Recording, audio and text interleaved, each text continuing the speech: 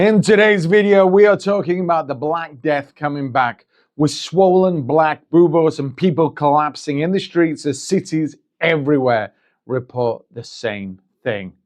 Now, this is a fictional broadcast, but I really want you to pretend it's really happening from right now until the very end. Also, we are on Spotify now, so if you'd rather just listen to the audio, click the link, it's down in the description. But anyways, let's begin. Good evening, and if you have just joined us, I want you to stay exactly where you are because what we are about to tell you is going to sound like something out of a history book, and I need you to understand that it is not. My name is David Hale. Beside me is Sarah Donovan. You are watching What If News, and we are breaking into regular programming across all of our affiliates because within the last 90 minutes, hospitals in 11 cities on 4 continents have reported a cluster of patients presenting with an identical, extremely rare, and extremely aggressive constellation of symptoms. High fever above 104 degrees Fahrenheit, sudden collapse, and swelling at the lymph nodes, at the groin, at the neck, under the arms, described in the intake notes we have obtained as firm, painful, and darkening in color. Physicians in 3 separate countries have independently used the same word in their preliminary reports. That word is bubo. David, I want to say something to the people watching before we go any further, because I know how that word lands. There are children in the room. There are people watching this in a hospital waiting area right now. What we know is small compared to what we do not know, and I am going to keep saying that all night, but I am not going to pretend with you either. In the last hour, I have spoken with 2 nurses, one in Marseille and one in Denver, and both of them said the same thing to me, almost word for word. They said, "We have never seen this, and the older doctors are frightened. That is what I have. That is all I have, and I am going to sit here with you while we find out the rest."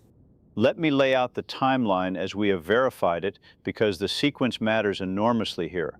The first documented case that we can confirm arrived at a district hospital in Mandalay, Myanmar, at approximately 4 in the morning local time. Male patient, agricultural worker, presented with a fever, a swelling in the right groin roughly the size of a hen's egg, and disorientation. Attending staff logged a suspected abscess. Within 2 hours, that patient was dead. In the following 4 hours, that same hospital received 9 more patients with the same presentation from 3 villages that do not share a water source, do not share a market, and are separated by up to 40 miles of open country. That last detail is the one that has epidemiologists awake right now, and I want to be very careful about why. Explain that, David, because I want to understand it too. Because 40 miles in 4 hours is not how bubonic plague moves. Historically, Yersinia pestis, which is the bacterium responsible for what we call the Black Death, travels by flea, and the flea travels by rodent, and the rodent travels at the speed of a rodent. The classical spread rate of the medieval pandemic across Europe has been estimated at somewhere between 1 and 2 miles per day. What Myanmar reported this morning is not 1 to 2 miles per day. What Myanmar reported is simultaneous emergence in geographically separated populations. And that same pattern, Sarah, that exact pattern has now been reported in Lima, in Antananarivo, in Bishkek, in Oran, in Naples, and in a suburb of Sacramento, California, all within a window of about 6 hours. Those cities have nothing in common, no shared flight corridor, no shared shipping lane that would explain the timing, nothing. We are, by our own clock, right around 1 hour into this broadcast, and I want to read you something because this is going to be the shape of tonight. We opened our lines about 40 minutes ago, and we have already taken more than 11,000 messages. This one is from a viewer in Naples who asked us to use only a first initial, so I will call this viewer R. R writes, "My grandmother is 87 years old, and she was fine at breakfast. She complained her armpit hurt. I thought she slept on it wrong. By lunch, she could not stand up, and there was a lump there, and it was purple. The ambulance said 4 hours. I am sitting on the floor next to the bed with my phone, and I do not know what to do. R, if you are still watching, keep your grandmother cool, keep fluids going if she can swallow, and do not stop calling. I am sorry, that is not more." I want to add the clinical information to what Sarah just read because it may be useful to somebody. The World Health Organization has, within the last 20 minutes, issued a preliminary advisory, and I am going to quote it directly. Quote, WHO is aware of clusters of severe febrile illness with lymphadenopathy in multiple member states. Preliminary laboratory results from 2 national reference laboratories are consistent with Yersinia pestis. Bubonic plague remains treatable with common antibiotics including streptomycin, gentamicin, doxycycline, and ciprofloxacin when administered early. WHO strongly advises against panic purchasing of antibiotics and advises immediate presentation to medical care for any fever accompanied by painful swelling. End quote. That last sentence is the operative one. Early treatment. Historically, untreated bubonic plague carries a fatality rate somewhere between 30 and 60%. Treated promptly, that figure falls to roughly 10% or lower. The window is the whole ballgame. And the window, David, is the thing I keep turning over because the window assumes you can get to a doctor. I have been on the phone for the last 20 minutes with the charge nurse at a regional hospital outside Lima, Peru, who asked me not to name the facility. That hospital has 42 beds. As of the last count given to me, there were 130 people in the parking lot. Not in the lobby, in the parking lot. Families are laying people on blankets on the asphalt because there is nowhere else. The charge nurse told me the pharmacy has enough gentamicin for maybe 60 courses. 60. And then this person said something that I am going to be thinking about for a long time. This person said, "We are not going to run out of medicine tomorrow. We are going to run out of medicine in about 4 hours, and I have to decide who gets it." The supply question is going to define the next 24 hours, and I want to give the audience the actual numbers rather than a vague sense of scarcity. Global production of streptomycin has declined substantially over the past 3 decades because demand collapsed.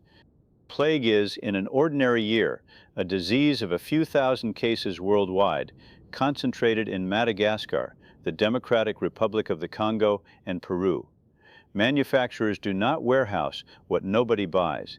Doxycycline is more plentiful, ciprofloxacin more plentiful still. But the total global standing inventory of first-line plague treatment across every warehouse and every pharmacy shelf on this planet is measured in the low millions of courses. If this outbreak is what the case curve currently suggests it is, that inventory is not adequate. I want to be precise. It is not close to adequate. I want to give people something they can do because I think dread without action is corrosive. If you have a fever tonight, take your temperature, write it down with the time, and check your neck, your armpits, and your groin with your fingertips for tenderness. If there is nothing there, that is meaningful. Most fevers tonight are going to be ordinary fevers. It is a big world and people get sick. If you find a tender lump, go now, do not wait for morning, and take somebody with you who can advocate for you if you cannot speak for yourself.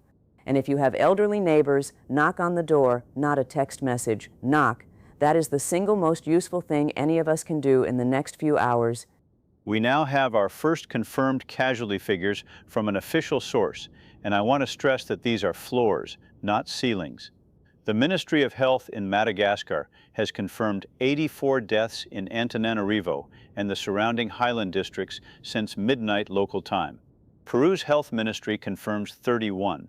Myanmar has not issued a national figure, but hospital-level reporting from Mandalay and Sagaing regions accounts for at least 67.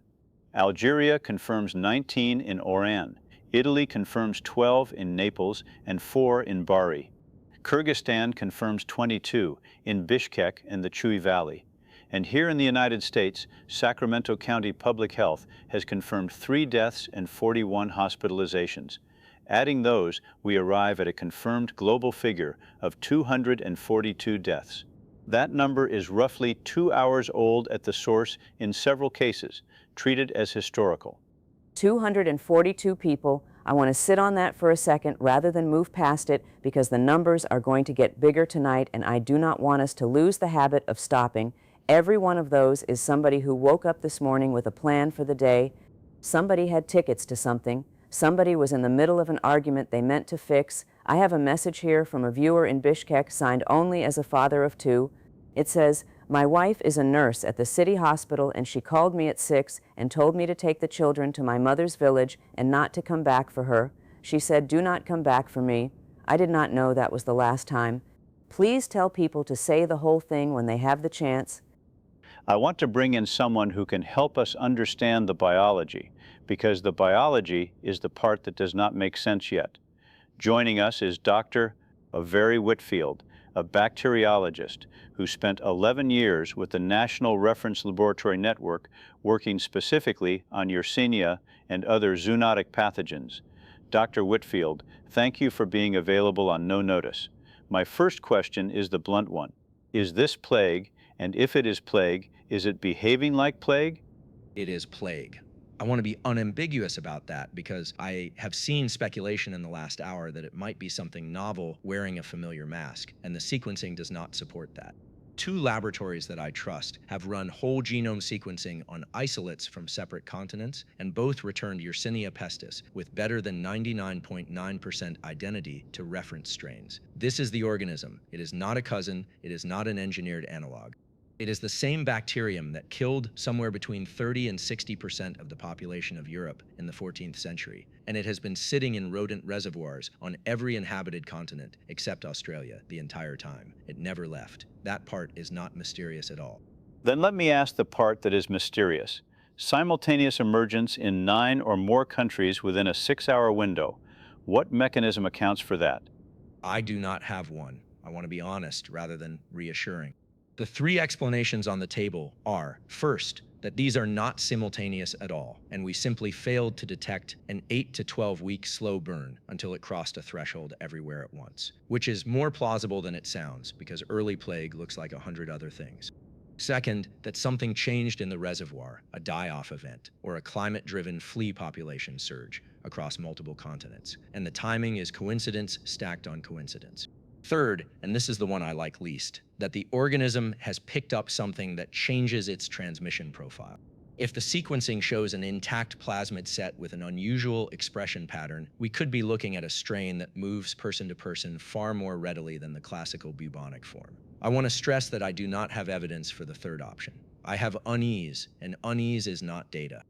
Dr. Whitfield, I want to ask a different kind of question because there are people watching who are not going to remember a plasmid but are going to remember what you say next. What should a person do tonight? Not a government, a person. Wash your hands, which matters less here than people think, but does no harm. Do not handle dead animals, especially rodents. And if you find a dead rat or a dead squirrel near your home, do not touch it, and do not let a pet near it. Keep pets indoors, because cats in particular are highly susceptible and can bring fleas in. Use an insect repellent containing DEET on your ankles and lower legs if you are going to be outdoors in an area with reported cases. If someone in your home develops fever with swelling, separate them if you can. Put a mask on both of you and get medical help. Bubonic plague in the classical form does not spread easily person to person. Pneumonic plague, meaning plague that has moved into the lungs, absolutely does, through the air, and it kills in 18 to 72 hours if untreated. Watch for coughing. Coughing is the thing that changes the arithmetic. Dr. Whitfield, thank you. Please stay reachable, and we will come back to you as the laboratory picture develops. Sarah, that last answer is worth restating for anyone who joined mid-sentence. Bubonic, transmitted primarily by flea bite, difficult to catch from another person. Pneumonic, transmitted by droplet, catastrophically easy to catch from another person, and lethal within days. Every public health system on the planet is currently watching for the conversion of the first into the second.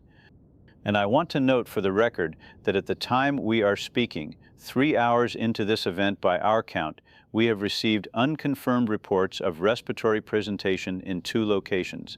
Unconfirmed. I am not going to name the cities until we have a second source, because naming them without confirmation would empty those cities in an hour. We are 3 hours in, and I want to talk about what is happening on the ground in places where the hospitals have already stopped functioning as hospitals. Our producers have been in contact with a pharmacist in Oran, Algeria, who described the scene outside a clinic in the Sidi El Hawari district. There were, by this pharmacist count, more than 400 people in the street. The clinic locked its doors, not out of cruelty, but because staff had been physically overwhelmed and 2 nurses had been injured.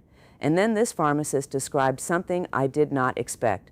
People in the crowd organized themselves. They made a lane down the middle of the street for anyone carrying a child or an elderly person.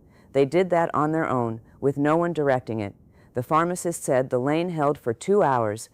That kind of self-organization is well documented in disaster literature, and it is worth understanding because the public imagination gets this backwards. The reflexive assumption is that crowds under threat become mobs. The research says the opposite far more often. Spontaneous cooperation is the default human response in the first hours of a catastrophe. What breaks it is not fear. What breaks it is scarcity, plus the perception that the distribution of the scarce thing is unfair. And that is precisely the pressure point we are approaching. Right now, most people believe there is medicine, and it is simply slow to arrive. When that belief converts into the belief that the medicine exists but is being given to someone else, the behavior changes. Historically, that conversion takes between 12 and 36 hours. I have a viewer message here that I want to read in full because it is doing something I think is important. This is from a viewer in Sacramento who signs as Marguerite. Marguerite writes, I am a retired school teacher and I live alone in a building with 14 apartments. When I heard your broadcast, I went down the hall and knocked on every door. Mr. Adeyemi in 3C did not answer and I could hear his television, so I got the super. He was on the floor of his kitchen with a fever and a lump under his jaw, and he had been there since maybe 4 in the afternoon. The ambulance is on the way. I would not have knocked if I had not heard you say to knock. I am shaking. Marguerite, you saved a life tonight. That is not a figure of speech. I want to update the confirmed casualty count because it has moved substantially in the last hour. As of the most recent aggregation from National Health Ministries, the confirmed global death toll now stands at 961. That is an increase of roughly 720 in approximately 1 hour. Confirmed cases, meaning laboratory or clinically diagnosed, now exceed 11,000 across 19 countries. 19. When this broadcast began, that figure was 11 cities. We are now at 19 countries, and the new entries include Egypt, with a substantial cluster in Alexandria, Brazil, with cases in Fortaleza and Recife, India, with cases in Surat and in the Kolar district of Karnataka, and the United Kingdom, with 14 confirmed cases across Birmingham and Leicester. 961, it was 242 an hour ago. David, I keep watching that number move, and I want to say plainly to the people watching that it is going to keep moving tonight, and I do not want anyone to be blindsided by it. Some of you are going to lose somebody in the next 24 hours. I am not saying that to frighten you. I am saying it because being told the truth in advance is a kindness even when it does not feel like one, and because the people who do best in the hours after are the ones who were not lied to before. We have a statement from the White House that I want to quote directly. Quote, the President has been briefed and has directed the Department of Health and Human Services to activate the Strategic National Stockpile for immediate deployment of antibiotic countermeasures to affected jurisdictions. The Centers for Disease Control and Prevention has raised its emergency response to Level 1. There is no evidence at this time of a deliberate release. Americans should not stockpile medication. Federal resources are sufficient and will be distributed on the basis of medical need." End quote. I want to annotate 2 things in that statement. First, the phrase, no evidence at this time of a deliberate release, is doing a great deal of work, and its inclusion tells you the question was asked. Second, the Strategic National Stockpile holds enough antibiotic countermeasure for approximately 60 million people. The population of the United States is roughly 340 million. And the world's population is 8 billion, which is the sentence nobody in an official statement is going to say out loud tonight. I want to move to something happening in Naples because I think it tells you where we are. The Ospedale del Mar has converted its entire parking structure into a triage area. A physician there, speaking to our team, described going down the rows of cars with a flashlight, checking people in the back seats of their own vehicles. This physician said families had driven to the hospital and simply stayed in the cars because there was nowhere to go and no one to tell them to leave. 4 levels of a parking garage full of sick people in cars. and this physician said the thing that broke them was not the dying. It was the car horns, people pressing the horn when someone stopped breathing, because that was the only way to call for help. We are now 4 hours into this event, and I want to walk through the transportation and border picture because it changed dramatically in the last 40 minutes. Singapore has suspended all inbound international arrivals. That is the first blanket closure by a major aviation hub. Japan has suspended arrivals from 14 countries. The European Union has convened an emergency session and as of 11 minutes ago has not agreed on a common position, with Italy and France pressing for internal border controls and Germany and the Netherlands resisting. Australia has closed to all foreign arrivals and is requiring returning citizens to enter a 14-day quarantine at designated facilities. In the United States, the Federal Aviation Administration has not grounded domestic aviation, but 4 major carriers have independently canceled approximately 60% of international departures, citing crew availability. Crew availability. David, I want to translate that phrase for people because it is the polite version of something. Crew availability means flight attendants and pilots are not coming to work, and I do not say that as a criticism. I have a message from a viewer who identifies as a flight attendant based in Frankfurt. This viewer writes, I have flown through volcanic ash, and I have flown after every attack you can name, and I have never once called out. Tonight, I have a 9-year-old at home, and I called out. I feel like a coward, and I would do it again. I want to say to that viewer, you are not a coward, you are a parent. Those two things are allowed to be true at the same time. The economic dimension is going to become relevant faster than people expect, and I want to front-load it now rather than after it becomes a crisis. Global equity markets that are currently open, meaning primarily the Asian exchanges, are experiencing severe declines. The Nikkei is down 11%. The Hang Seng is halted. Shanghai is down 9% and halted intermittently. The more consequential development is in freight. The Port of Singapore, which handles roughly 37 million containers annually, has suspended crew changes, which means vessels cannot rotate personnel, which means within 72 hours, a meaningful fraction of the world's container fleet will be operating with crews that have exceeded their legal service limits. Global supply chains do not have slack. Food distribution in most major cities operates on a 3-day inventory. That is the number to remember, 3 days. 3 days is the number that is going to send people to the grocery store, and I want to talk about that honestly rather than scold anybody. Our affiliates are showing lines at supermarkets in Denver, in Manchester, in Lyon, in Toronto, in Melbourne.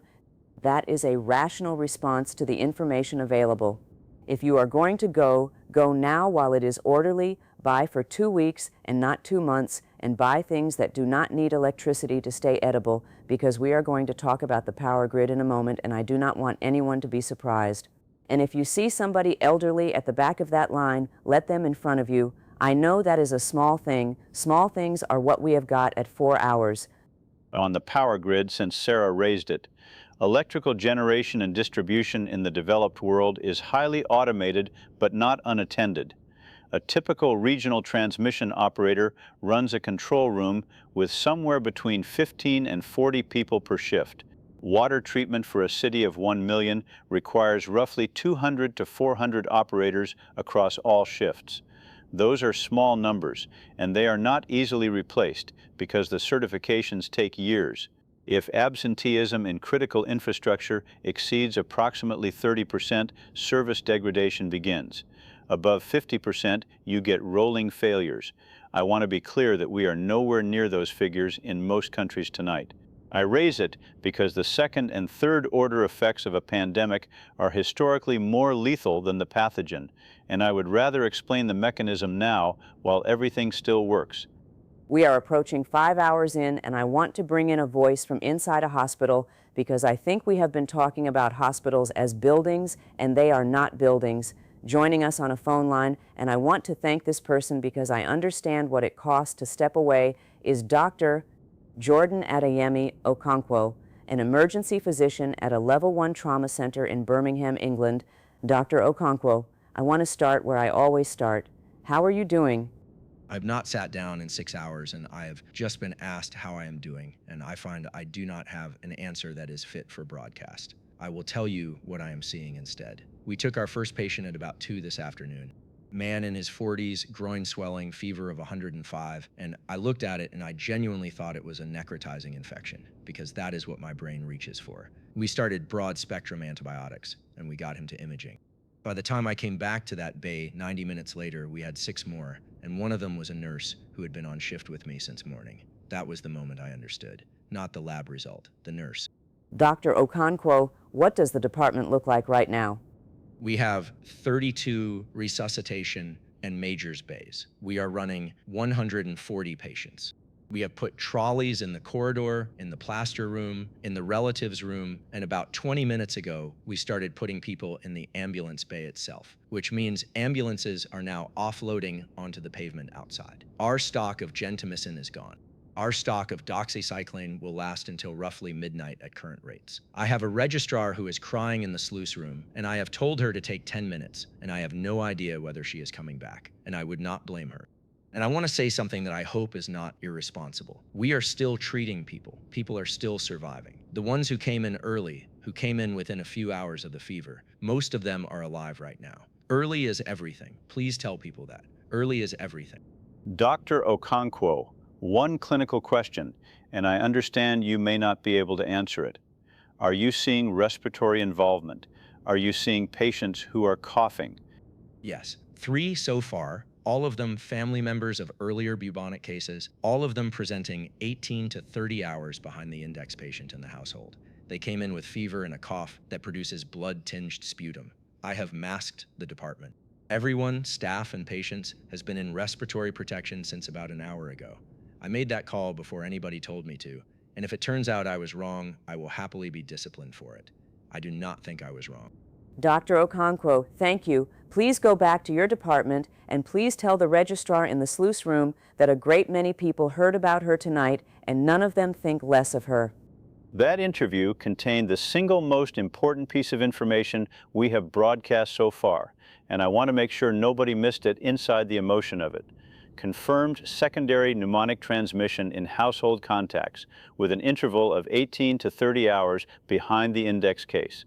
If that pattern holds, and I want to stress that this is one clinician in one hospital, then the modeling assumptions used by every public health agency on the planet this morning are wrong by an order of magnitude.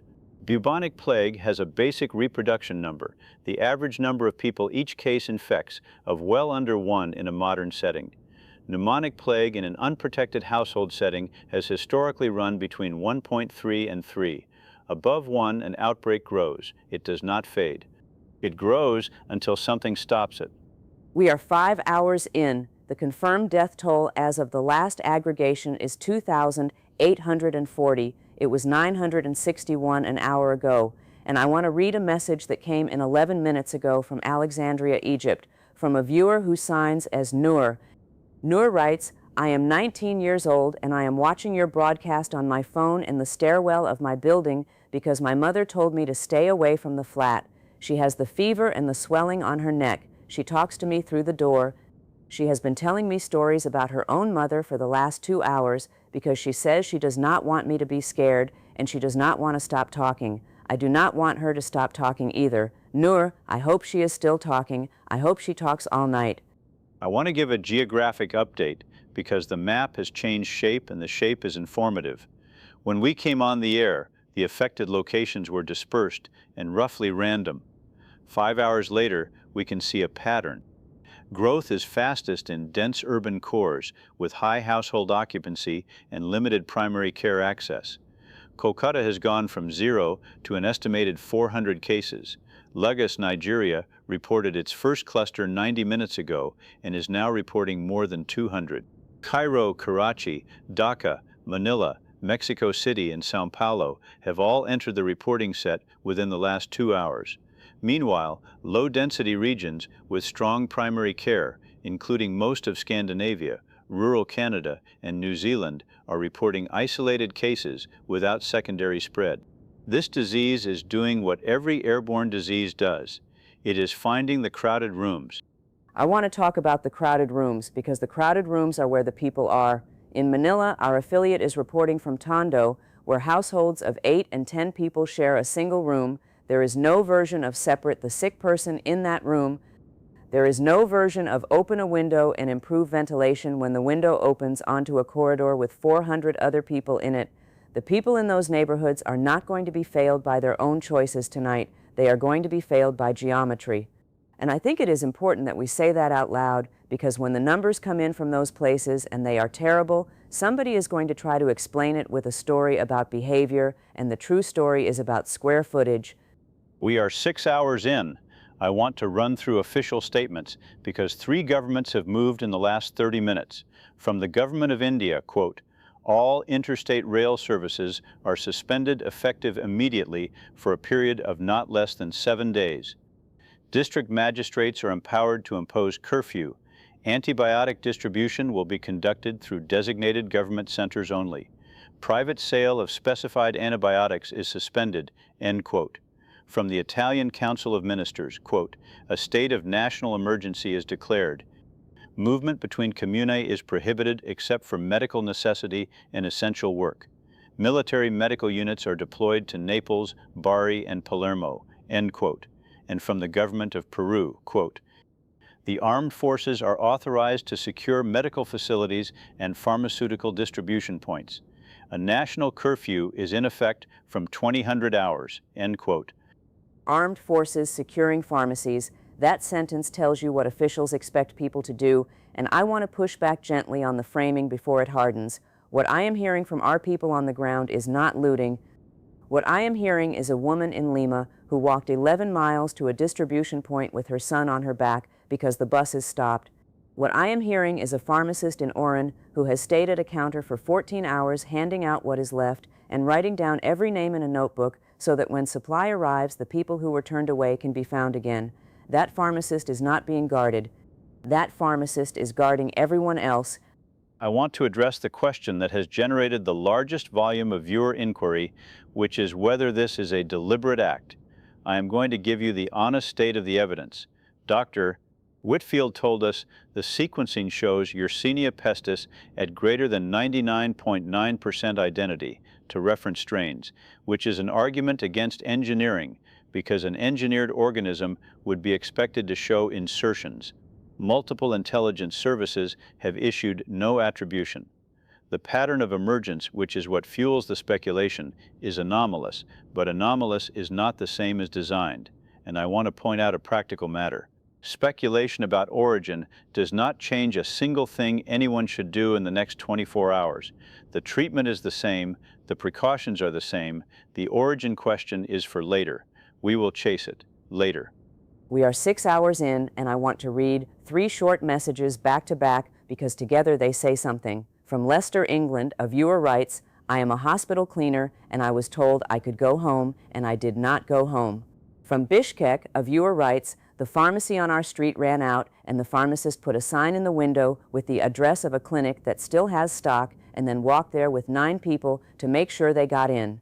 From Fortaleza, Brazil, a viewer writes, my neighbor is a taxi driver, and he has been driving people to the hospital all night for free, and he will not take money, and he will not stop. David, I have thousands of these. I want people to know that. The messages are not mostly panic. The messages are mostly people telling me about somebody else. The updated confirmed death toll as of the aggregation completed 4 minutes ago is 6,190. Confirmed cases now exceed 80,000 across 31 countries. And I want to give you the projection with heavy caveats because I think withholding it would be a form of condescension. If the current doubling interval holds, and it has been running at roughly 90 minutes to 2 hours for confirmed cases, then by hour 12 we would expect confirmed cases in the low hundreds of thousands, and by hour 24 we would expect them in the low millions. Deaths lag cases by 12 to 48 hours in this disease, which means the death curve we are watching tonight reflects infections that occurred before this broadcast began. That is the hardest thing to hold in your head, and it is the most important. Say that again slowly, David, because I want to make sure I understood it. The people dying tonight were infected yesterday. Everything we do tonight, every mask, every closed border, every separated household, every dose of doxycycline handed across a counter, changes the number 2 days from now. It does not change the number tonight. The number tonight is already fixed. That is not a reason for despair, it is the opposite. It means the actions being taken right now are not futile, they are simply invisible for the next 48 hours. If people expect to see results tomorrow morning and do not see them, they will conclude that nothing works and they will stop. That is the failure mode I am most afraid of. We are 7 hours in, the sun is coming up in Naples and in Oran and in Bishkek, and I have been thinking about what it must be like to have gone through this night and now to have daylight, which will make it easier to see and harder to look away. Our team in Naples describes the Piazza del Plebiscito with rows of people lying on cardboard under the colonnade and a line of carabinieri who are not moving anyone along, who are instead carrying water down the rows. And there is a priest, an older man, who has been going down the rows since about 3 in the morning and who has apparently given up on the formal words and has simply been sitting with people and holding hands, and who is not wearing a mask and who was offered one and said no. I want to bring our audience some concrete operational information because there is now a coordinated international response and people should know how to access it. The World Health Organization has activated the Global Outbreak Alert and Response Network. 52 national stockpiles have been opened. The United States has begun airlift of antibiotic courses from the Strategic National Stockpile to 12 regional distribution hubs.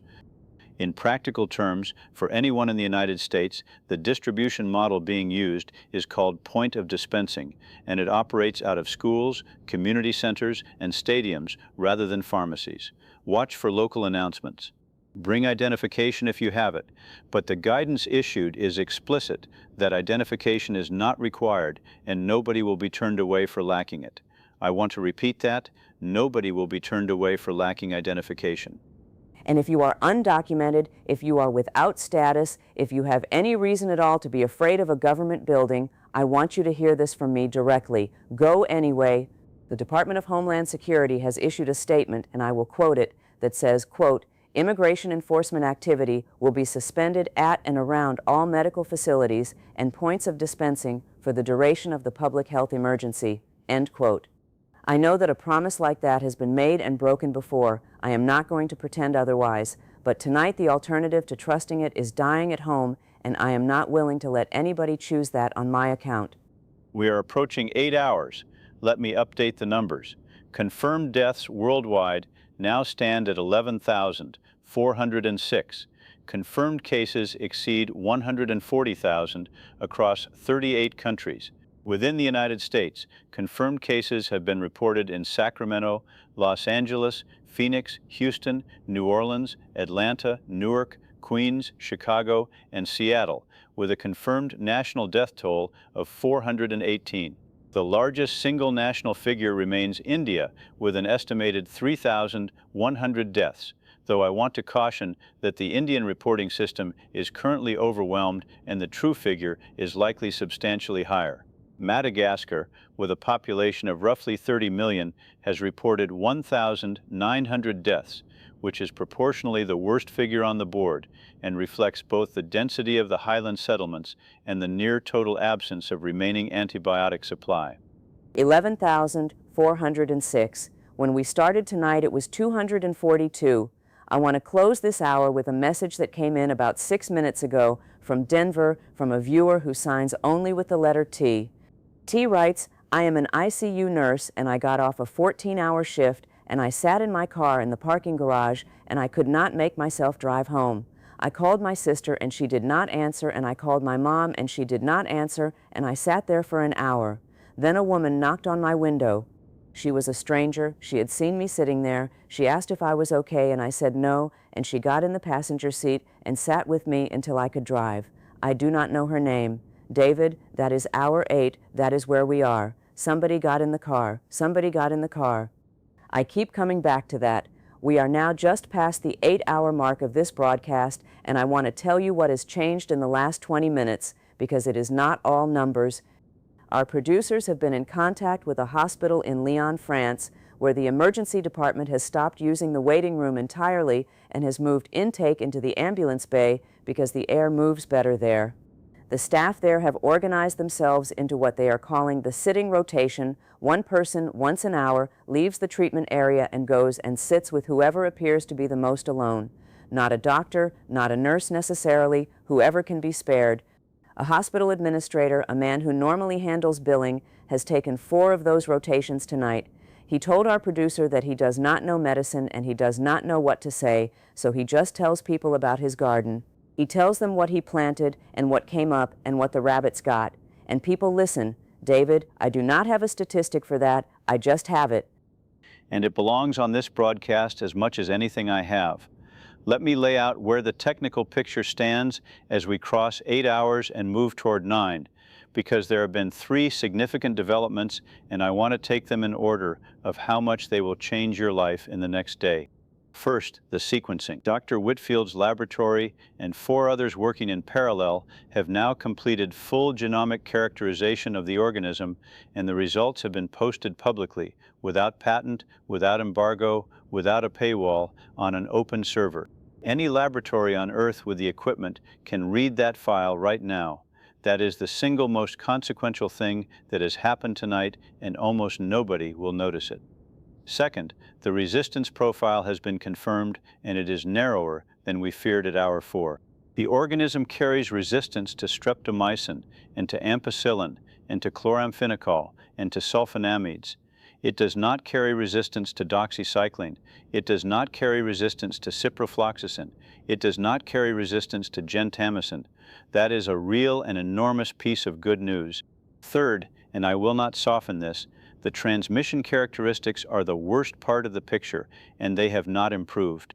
Take us through that third one, David, because I have been getting messages from people who have heard the word mnemonic and do not know what it means, and I think there is a version of not knowing that is worse than knowing. I agree, and I am going to be plain. Classical bubonic plague, the form that produced the swollen lymph nodes we have been describing, the buboes at the neck and the groin and the armpit, moves through fleas. It requires an insect vector. It does not pass easily between people. If that were all we were facing tonight, this would be a serious regional emergency and not a global one. What we are facing is that a proportion of bubonic cases progress to a secondary pneumonic form, in which the bacteria colonize the lungs. Once that happens, the patient becomes contagious by breathing, by coughing, by talking in a small room. Pneumonic plague, untreated, has a case fatality approaching 100%, and the interval from first symptom to death can be as short as 18 hours.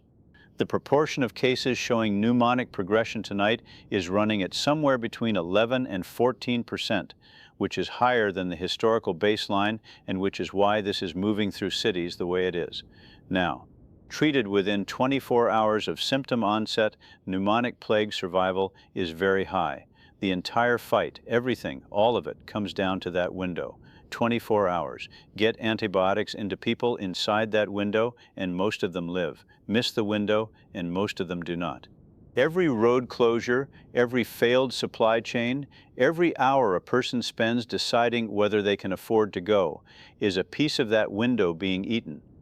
So when we talk about the courier in Kinshasa or the pharmacist in Bishkek who walked 9 people to a clinic, we are not talking about nice stories. We are talking about the actual mechanism by which people survive this. That is exactly right, and I want to be unambiguous about it. The pharmacist in Bishkek is not a feel-good item at the end of the broadcast. The pharmacist in Bishkek is public health infrastructure. In an event with this doubling time, the distance between a sick person and a pill, measured in hours, is the primary determinant of whether that person lives.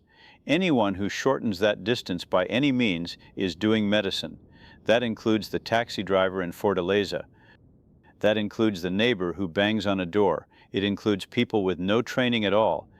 We are joined again by Dr. Avery Whitfield, who has been in a laboratory in Atlanta for something close to 19 hours now by our count. Dr. Whitfield, thank you for coming back to us. I want to start somewhere that may seem sideways. You have been awake a very long time. What are you seeing in the room around you tonight? I am seeing people work with a kind of focus I have honestly never seen in 22 years of doing this. We have a technician who came in at the start of the second shift and has run, I checked this because I did not believe it, 410 samples. There is a rule in a laboratory like ours about fatigue and error rates. And normally I would have sent that person home 6 hours ago. I have not, because we do not have anyone to replace them, and because I watched them run a control set an hour ago and it was clean. Everyone in this building understands the arithmetic. Every hour we shave off characterization is an hour earlier that a clinic in Antananarivo knows which drug to reach for. So nobody is leaving. I have a graduate student sleeping under a bench. I want to say one thing to your audience directly, if I may. Please. The organism we have sequenced is Yersinia pestis. It is the same species that caused the pandemic in the 14th century. It is not a new pathogen. It is not engineered so far as anything in the genome suggests, and it is not in any biological sense mysterious. What is different is a cluster of plasmid-borne resistance genes and a set of mutations in the surface proteins that appear to increase pulmonary colonization. That is it. That is the whole difference. I'm telling you this because the word plague carries 600 years of freight, and I need people to set the freight down. This is a bacterium. Bacteria are killed by antibiotics. We have the antibiotics. The problem tonight is not that we lack a weapon. The problem tonight is entirely logistical. It is trucks and roads and cold chains and pharmacy inventories, and whether a person in a rural district can physically reach a box of pills before Wednesday. That is a solvable problem. It is a brutally hard problem, and thousands of people will die inside it. But it is not a mystery, and it is not a judgment, and it is not the end of anything. Dr. Whitfield, a technical question that I think has real operational consequences. The doubling interval we have been tracking is roughly 90 minutes to 2 hours for confirmed cases. Is that a true reflection of transmission, or is it an artifact of testing capacity coming online? It is both, and the proportions matter enormously. A large share of what you are watching in the first 8 hours is ascertainment. Cases that already existed getting found. As surveillance saturates, the apparent doubling time will lengthen, and it will look like the epidemic is slowing when it is not. Conversely, in about 18 to 30 hours, testing capacity in most countries will be completely overwhelmed, and the confirmed case count will flatten, and it will look like the epidemic is slowing then too, and it will not be. My strong advice to you and to everybody watching is to stop looking at confirmed cases entirely within the next day. Watch deaths, watch hospital admissions, watch oxygen consumption. Those are harder to distort. Confirmed cases are about to become a measure of how many tests we can run, and nothing else. That is an important caution, and we will apply it. One more.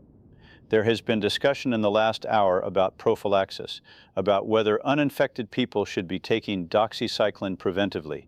What is the guidance? The guidance, and it is now formal from multiple national bodies, is post-exposure prophylaxis for close contacts of confirmed cases, meaning household members, meaning healthcare workers with unprotected exposure, meaning anyone who has spent more than 10 minutes within about 6 feet of a symptomatic person. 7 days of doxycycline, 100 milligrams twice daily. That is who should take it. If you are not in that category, please do not take it, and I want to explain why rather than just instructing you. There is a finite number of courses in the world tonight. Every course consumed by a person at low risk is a course not available to the household of a confirmed case, and household contacts are where the highest yield is. If you take a course you do not need, you are not being cautious. You are moving a pill from someone whose life it would have saved to a shelf in your bathroom. I am asking, not ordering. I understand completely why a frightened parent would want that bottle in the house. I am a parent. I am asking anyway. Dr. Whitfield, we will let you get back. Thank you. Please, and I mean this, drink something and eat something. I will when the run finishes. Thank you for having me.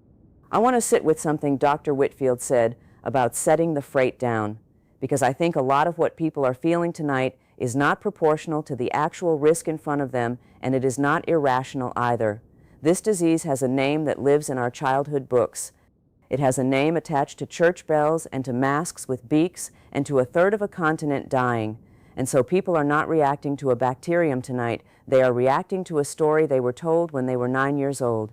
I have gotten hundreds of messages that say some version of, "Is this the end?" And what I want to say back is that the 14th century did not have doxycycline. It did not have a genome posted on a public server 4 hours after the first cluster was confirmed. It did not have a hospital in Lyon reorganizing its intake in an afternoon. What killed people in the 14th century was not primarily the bacterium. It was the absence of everything we have. I want to add hard numbers to that because I think they support what Sarah is saying, and I want people to have them. Historical estimates for the 14th century pandemic put mortality across Europe at between 30 and 60% of the population, with a case fatality rate for untreated bubonic plague at roughly 50 to 60% and for untreated pneumonic plague at essentially 100%. Tonight, in facilities with drug supply and oxygen, the case fatality rate we are observing for treated bubonic cases is running at approximately 4%. For treated pneumonic cases caught inside that 24-hour window, it is running at approximately 14%. Those are not 14th century numbers. Those are numbers that describe a serious and survivable illness. The catastrophe tonight is concentrated entirely in the population that cannot reach treatment, and that population is defined by geography and by poverty and by supply chain and not by biology, which means that the death toll of this event is going to be, more than almost any epidemic in modern history, a direct measurement of logistics. We are 9 hours in. Let me read some of what has come to us in the last half hour. From Marseille, France, a viewer writes, "I am 78 and I live alone and I have been afraid all night. At 4 in the morning, somebody put a paper bag outside my door with bread and 2 cans of soup and a note that said, 'We know you are in there. We are checking every 4 hours. Do not open the door for anyone. Put a towel in the window if you need help.' I put the towel in the window because I wanted to see if it was true. 11 minutes later, a girl of maybe 19 was on the landing shouting through the door, asking what I needed. I told her I only wanted to know if it was true. She said it was true and she was going to come back at 8 anyway." From Osaka, Japan, a viewer writes, "My father is a subway maintenance worker and the trains are still running because he and about 40 others decided the trains had to keep running so nurses could get to work. He has not been home since yesterday morning. He called and said the platforms are almost empty and it feels like driving through a museum." From Cape Town, South Africa, a viewer writes, "Our building has 1 working elevator and there is an agreement now that it is only for people carrying somebody. Everyone else takes the stairs. 11 floors. Nobody had a meeting about it. It just started." Numbers as we pass 9 hours. Confirmed deaths worldwide now stand at 19,840. Confirmed cases exceed 210,000 across 43 countries. That is 5 new countries reporting first cases in the last hour, which are Portugal, Vietnam, Ghana, Uruguay, and Finland. The United States national death toll now stands at 961, with confirmed cases in 27 states. India remains the largest national figure at an estimated 5,400 deaths. Madagascar has reported 3,200. The Democratic Republic of the Congo has reported 1,700. Peru has reported 890.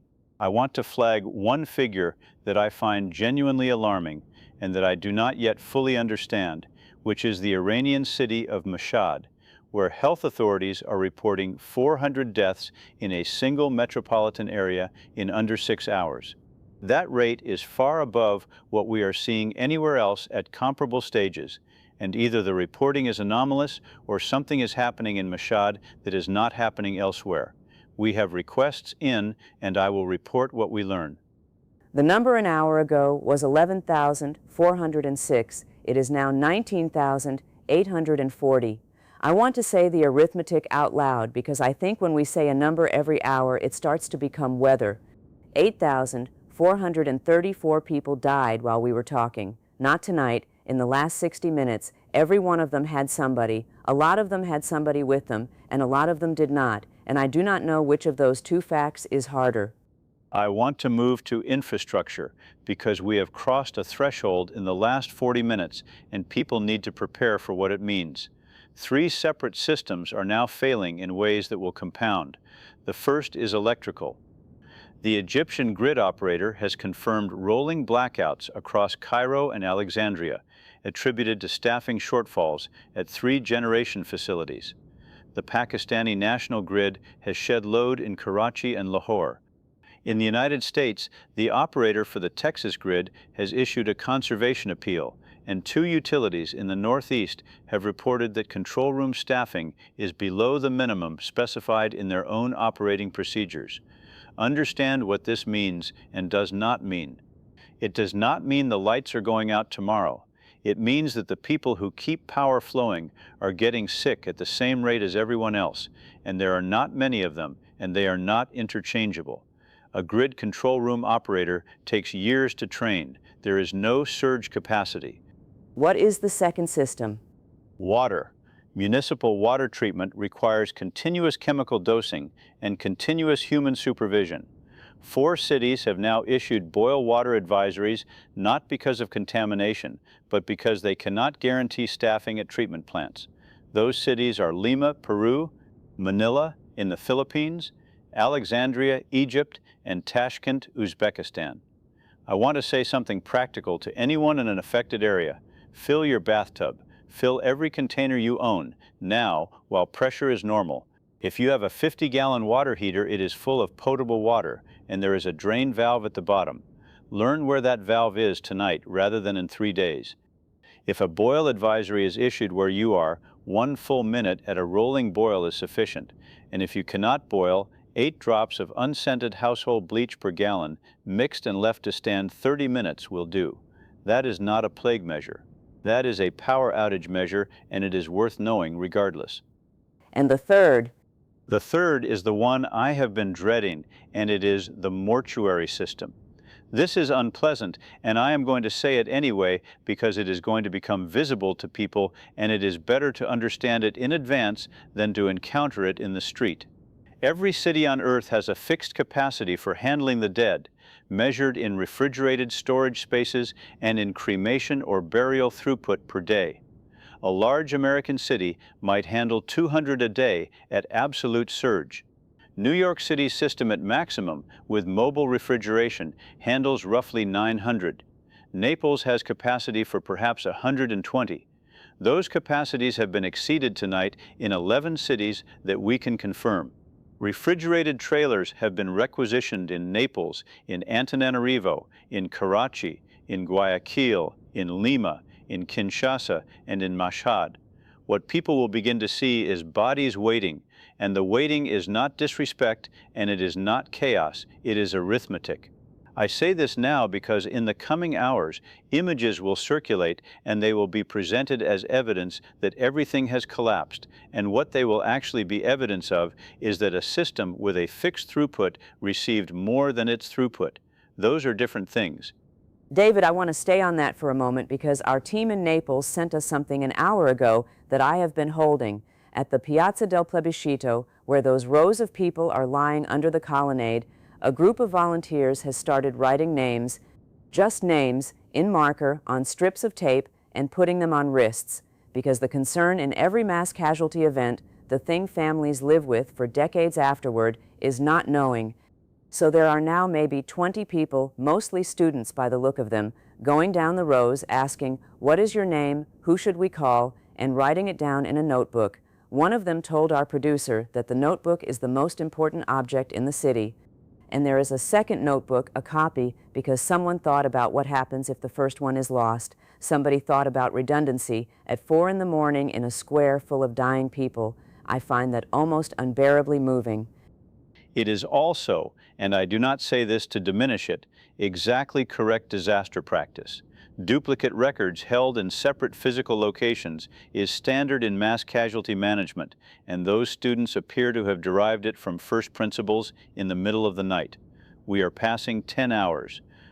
I want to give an update on the geopolitical and military picture because there have been meaningful movements. The United Nations Security Council has been in emergency session for the past 3 hours and has, I can now confirm, adopted a resolution unanimously. I want to read the operative language because unanimity at the Security Council on anything is rare, and on this timeline it is close to unprecedented.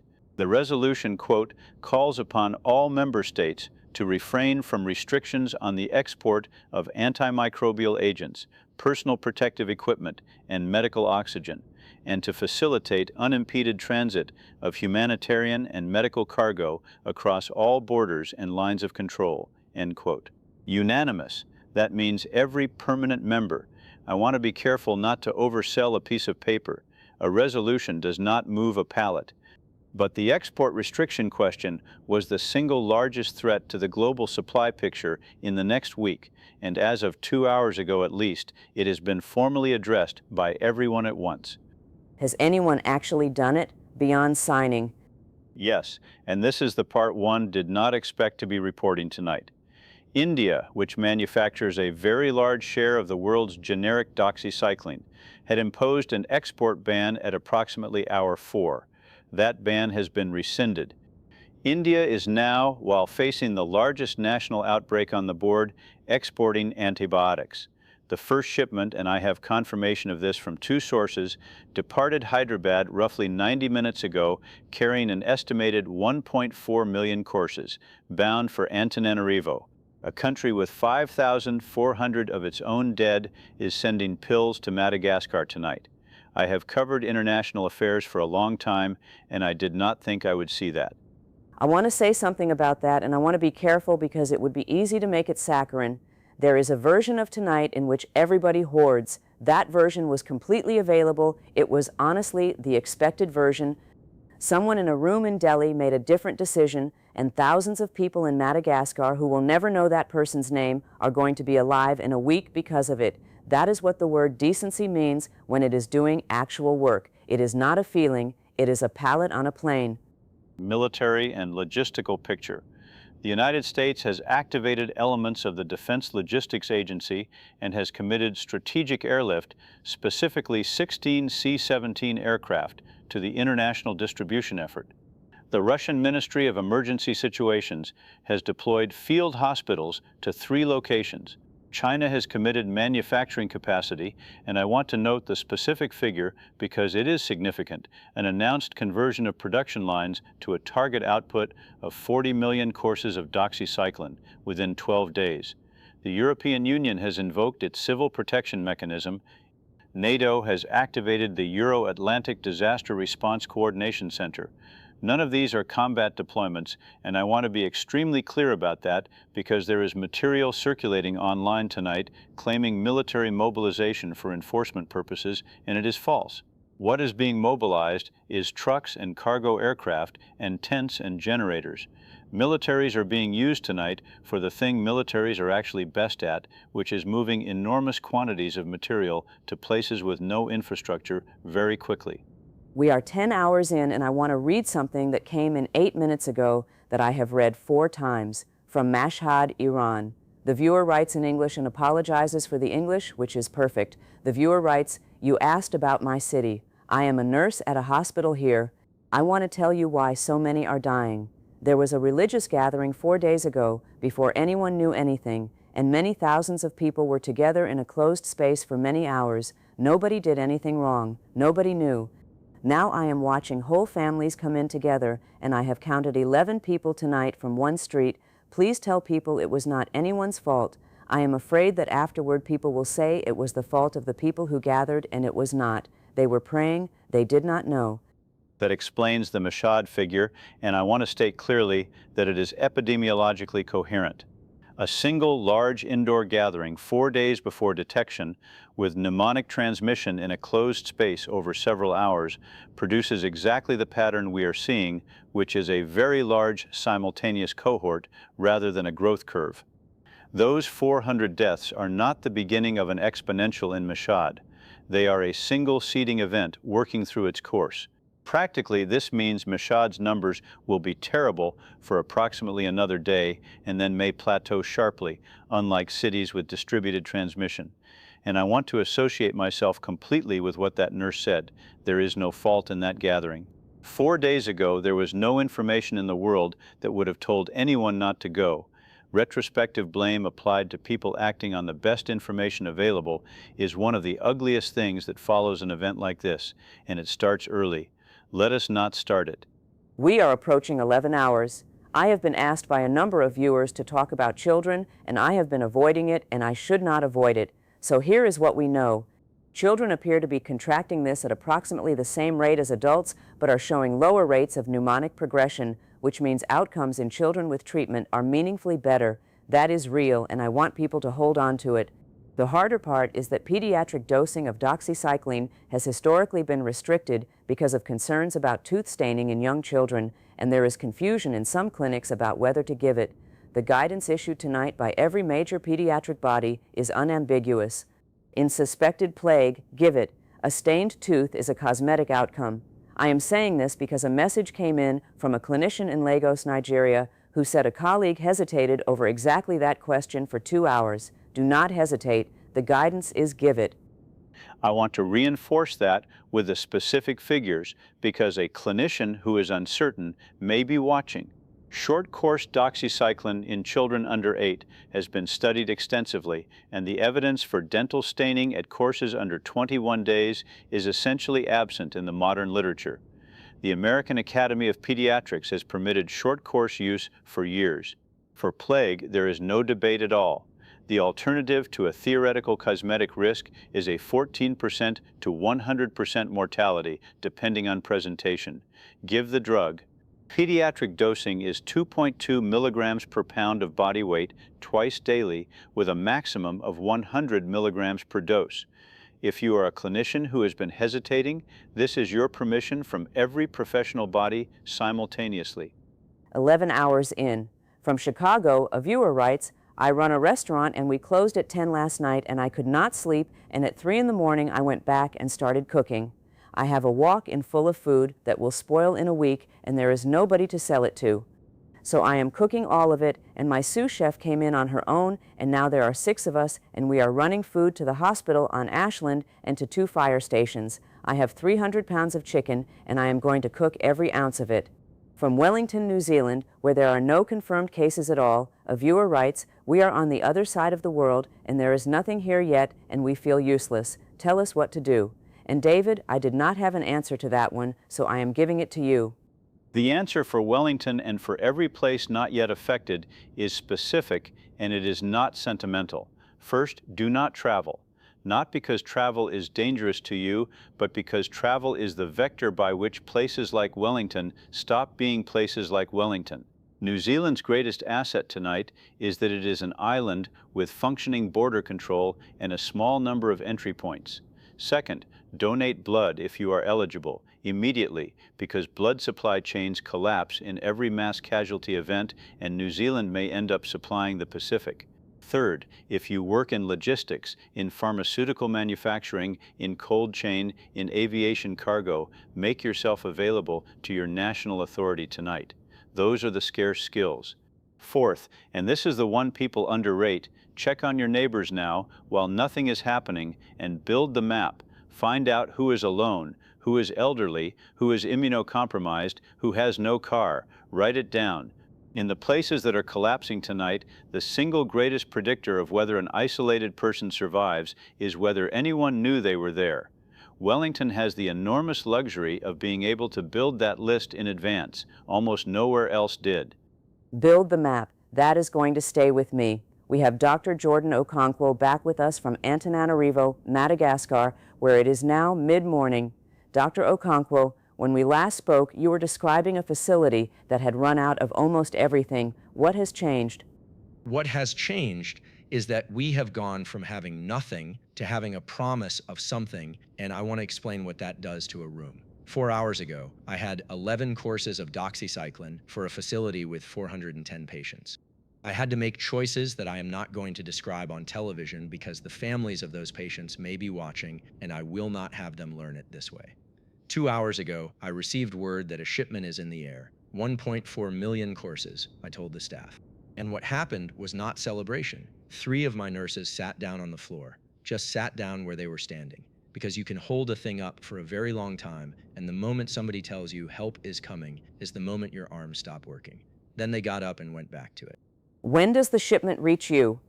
The aircraft lands at Ivato in approximately 5 hours. Then it must be moved. And this is where I need to be honest with your audience, because I have heard your colleague speaking about logistics, and he is right about everything. The aircraft is the easy part. Antananarivo is not the country.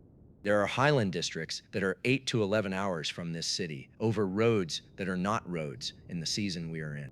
There are villages of 200 people at 7,000 feet elevation, where the plague is endemic in the rodent population every year, where people know this disease, where families have buried people from it before.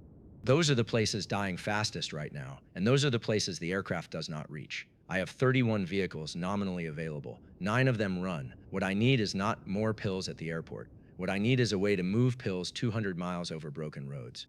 Dr. Okonkwo, this is David Hale. Is anyone addressing the last mile problem specifically? Yes, and it is the thing that gives me the most hope of anything I have seen. It is not an agency. Since yesterday, there has been an organization forming among the taxi browsers drivers, the shared minibus operators, who know every road in this country better than any ministry does. There is a man coordinating it by telephone from a garage in the Analekli district whose name I do not know and who has never worked in health in his life. As of this morning, there are more than 200 vehicles committed. They are not being paid. Several of them have already made runs into districts I could not have reached in a week with my own fleet. I have a report of one driver who carried a load to Ambositra, which is 130 miles of very bad road, and turned around and went back the same day. So when you ask me who is solving the last mile problem in Madagascar, the answer is minibus drivers, and I would ask that somebody someday remembers that. Dr. Okonkwo, is there anything you need that saying it on this broadcast might produce? Diesel. It sounds absurd. We have pills coming and vehicles volunteering, and the constraint is fuel, because the distribution depots are not staffed and the stations in the city are closed. If anyone with authority over fuel distribution in this country is watching, or anyone with the ability to reach such a person, that is the bottleneck, not medicine, diesel, and gloves, if anyone has gloves. We are washing and reusing gloves, and we know what that means, and we are doing it anyway. Dr. Okonkwo, thank you. We will put that word out through every channel we have. Thank you. And please tell the people watching in the wealthy countries something for me. You will get through this. Your hospitals will be terrible for a week, and then they will not be. Whatever you feel about your government tonight, you have a system, and it will hold, more or less. Do not spend your anger on the wrong thing. If you want to do something, look at where the pills are not going. That is all. We are 12 hours in, and I am going to give a full accounting, because at the halfway point of a 24-hour period, the shape of a thing becomes visible in a way it was not before. Confirmed deaths worldwide now stand at 34,260. Confirmed cases have passed 340,000 across 49 countries. To put the trajectory in context, at hour 1 the figure was 242, at hour 4 it was 3,100, at hour 8 it was 11,406. We are now at 34,260. The doubling time on deaths is currently running at approximately 3.5 hours, which is longer than the doubling time on cases and is what we would expect given the lag structure. I said at hour 7 that if the current interval held, we would expect low hundreds of thousands of confirmed cases by hour 12. We are at 340,000. That projection was accurate, which is not satisfying. National figures, David. India, an estimated 9,800 deaths, and the reporting there is now clearly lagging reality. Madagascar, 5,100. The Democratic Republic of the Congo, 3,400.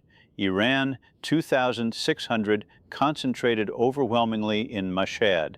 Peru, 1,900. Egypt, 1,400. Italy, 1,100, of which more than 800 are in Naples and the surrounding province. Brazil, 940. The United States, 2,380, now with cases confirmed in 41 states and the District of Columbia. The largest American clusters are Los Angeles County, Queens and Brooklyn, Cook County in Illinois, and Harris County in Texas. 12 hours ago, the American figure was under 30. 34,000 people. That is a stadium. That is a mid-sized town gone in half a day.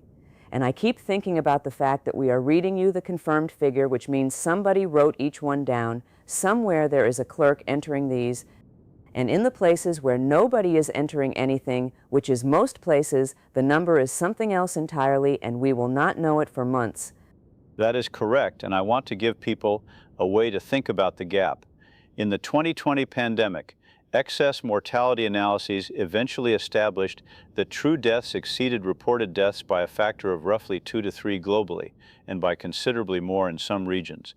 In an event moving this fast, with reporting systems this overwhelmed, my professional expectation is that the true figure tonight is between 2 and 4 times what I am reading you. I would rather say that plainly than have people discover it later and conclude they were lied to. When I say 34,260, I mean 34,260 pieces of paper. The number of people is larger, and I do not know how much larger. I want to spend a few minutes on what is happening in cities socially, because there has been a shift in the last 2 hours, and it is not all in one direction. There has been looting reported in 3 cities, pharmacies specifically, in Guayaquil, Ecuador, in Johannesburg, South Africa, and in Marseille. I am not going to pretend that did not happen. I also want to give you the context, which is that in each of those 3 cases, the crowds were attempting to reach medicine, and in 2 of the 3, the pharmacy in question had already been emptied by official requisition hours earlier, and nobody had told anybody. People broke down a door to get to a shelf that was already bare because no one had communicated. There is a lesson in that which is not about human nature. It is about the cost of not telling people things. And I want to give the counterpoint data because it exists and it is more representative. Police in 11 major cities have reported overall crime volumes down between 40 and 70% in the last 12 hours. Burglary is down, assault is down, traffic collisions are down enormously because nobody is driving. What is up is calls for medical assistance, which are up by factors of 6 to 20 depending on the city, and welfare checks, which in London are up 11-fold. 11-fold. That is not a city tearing itself apart. That is a city on the phone about its neighbors. The looting is real, and it is 3 cities. The welfare checks are 11-fold, and they are everywhere. Both are true, and only one of them will be photographed. We are 13 hours in. Let me read some more of what is coming to us because the volume has increased enormously and the character of it has changed. Earlier tonight, people were writing to ask questions. Now people are writing to report. From Queens, New York, a viewer writes, "Our super, Mr. Vasquez, has been going floor to floor since midnight with a clipboard writing down who is sick and who has medicine and who lives alone. He is 66 years old and he has a bad hip. Somebody printed his list and taped it inside the lobby door so the paramedics do not have to ask. Apartment 4B is a woman with no family, and she is on the list twice because he underlined it." From Kinshasa, in the Democratic Republic of the Congo, a viewer writes, "I am one of the motorbike couriers you mentioned earlier. We are now more than 400.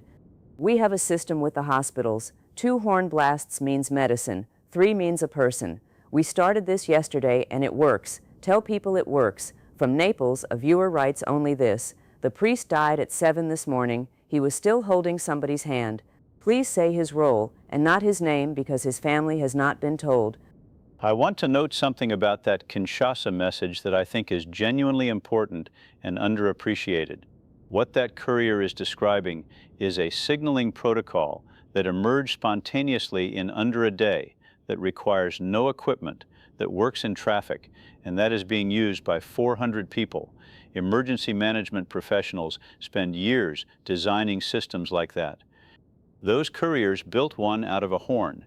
I have said several times tonight that the constraint in this event is logistics, and what I am watching in city after city is ordinary people inventing logistics from nothing in real time and executing it better than institutions do because they are not waiting for authorization. I want that observed and recorded tonight.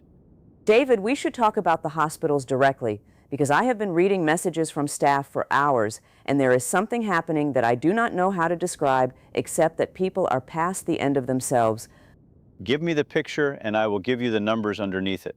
The picture is this. a respiratory therapist in Houston who has been at work for 26 hours and who wrote to us to ask whether it is legal for a hospital to make someone stay, and then wrote again 11 minutes later to say, "Never mind, do not answer, I am staying regardless. I just wanted somebody to know I asked." An emergency physician in Milan who wrote, "We have started doing something we have never done, which is that when we lose someone, we say their name out loud to the room. All of us stop for 4 seconds.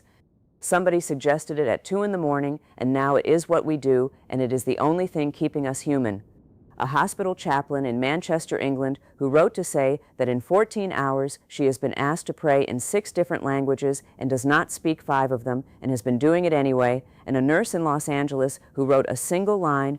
It says, "I am 24 years old and I graduated in May and I am the most senior person on my floor tonight." The numbers underneath that are as follows.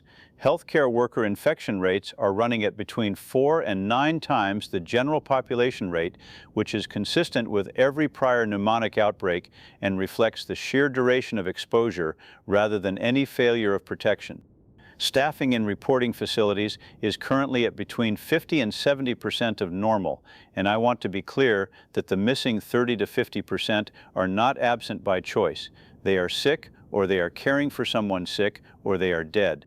12 countries have now issued emergency licensure provisions, which means retired clinicians, medical and nursing students, veterinarians, and paramedics operating outside normal scope.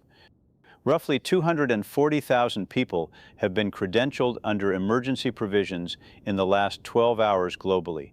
That is an extraordinary number, and every one of those is a person who signed a form knowing exactly what they were signing. A 24-year-old is running a floor in Los Angeles. A 24-year-old is running a floor in Los Angeles, and I will tell you, as someone who has covered a lot of disasters, that the 24-year-olds are frequently the ones who hold. There is no seniority in a thing nobody has ever seen. Everyone on that floor is improvising, and the person who graduated in May is improvising with fewer assumptions to unlearn.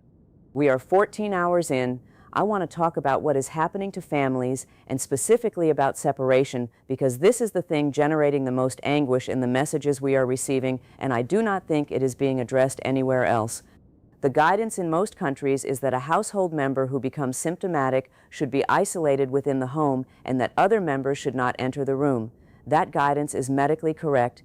It is also asking a mother not to go into a room where her child is frightened, and I want to name that plainly rather than repeat the guidance as though it costs nothing. It costs enormously, and the honest answer is that the guidance assumes a level of physical infrastructure most households do not have.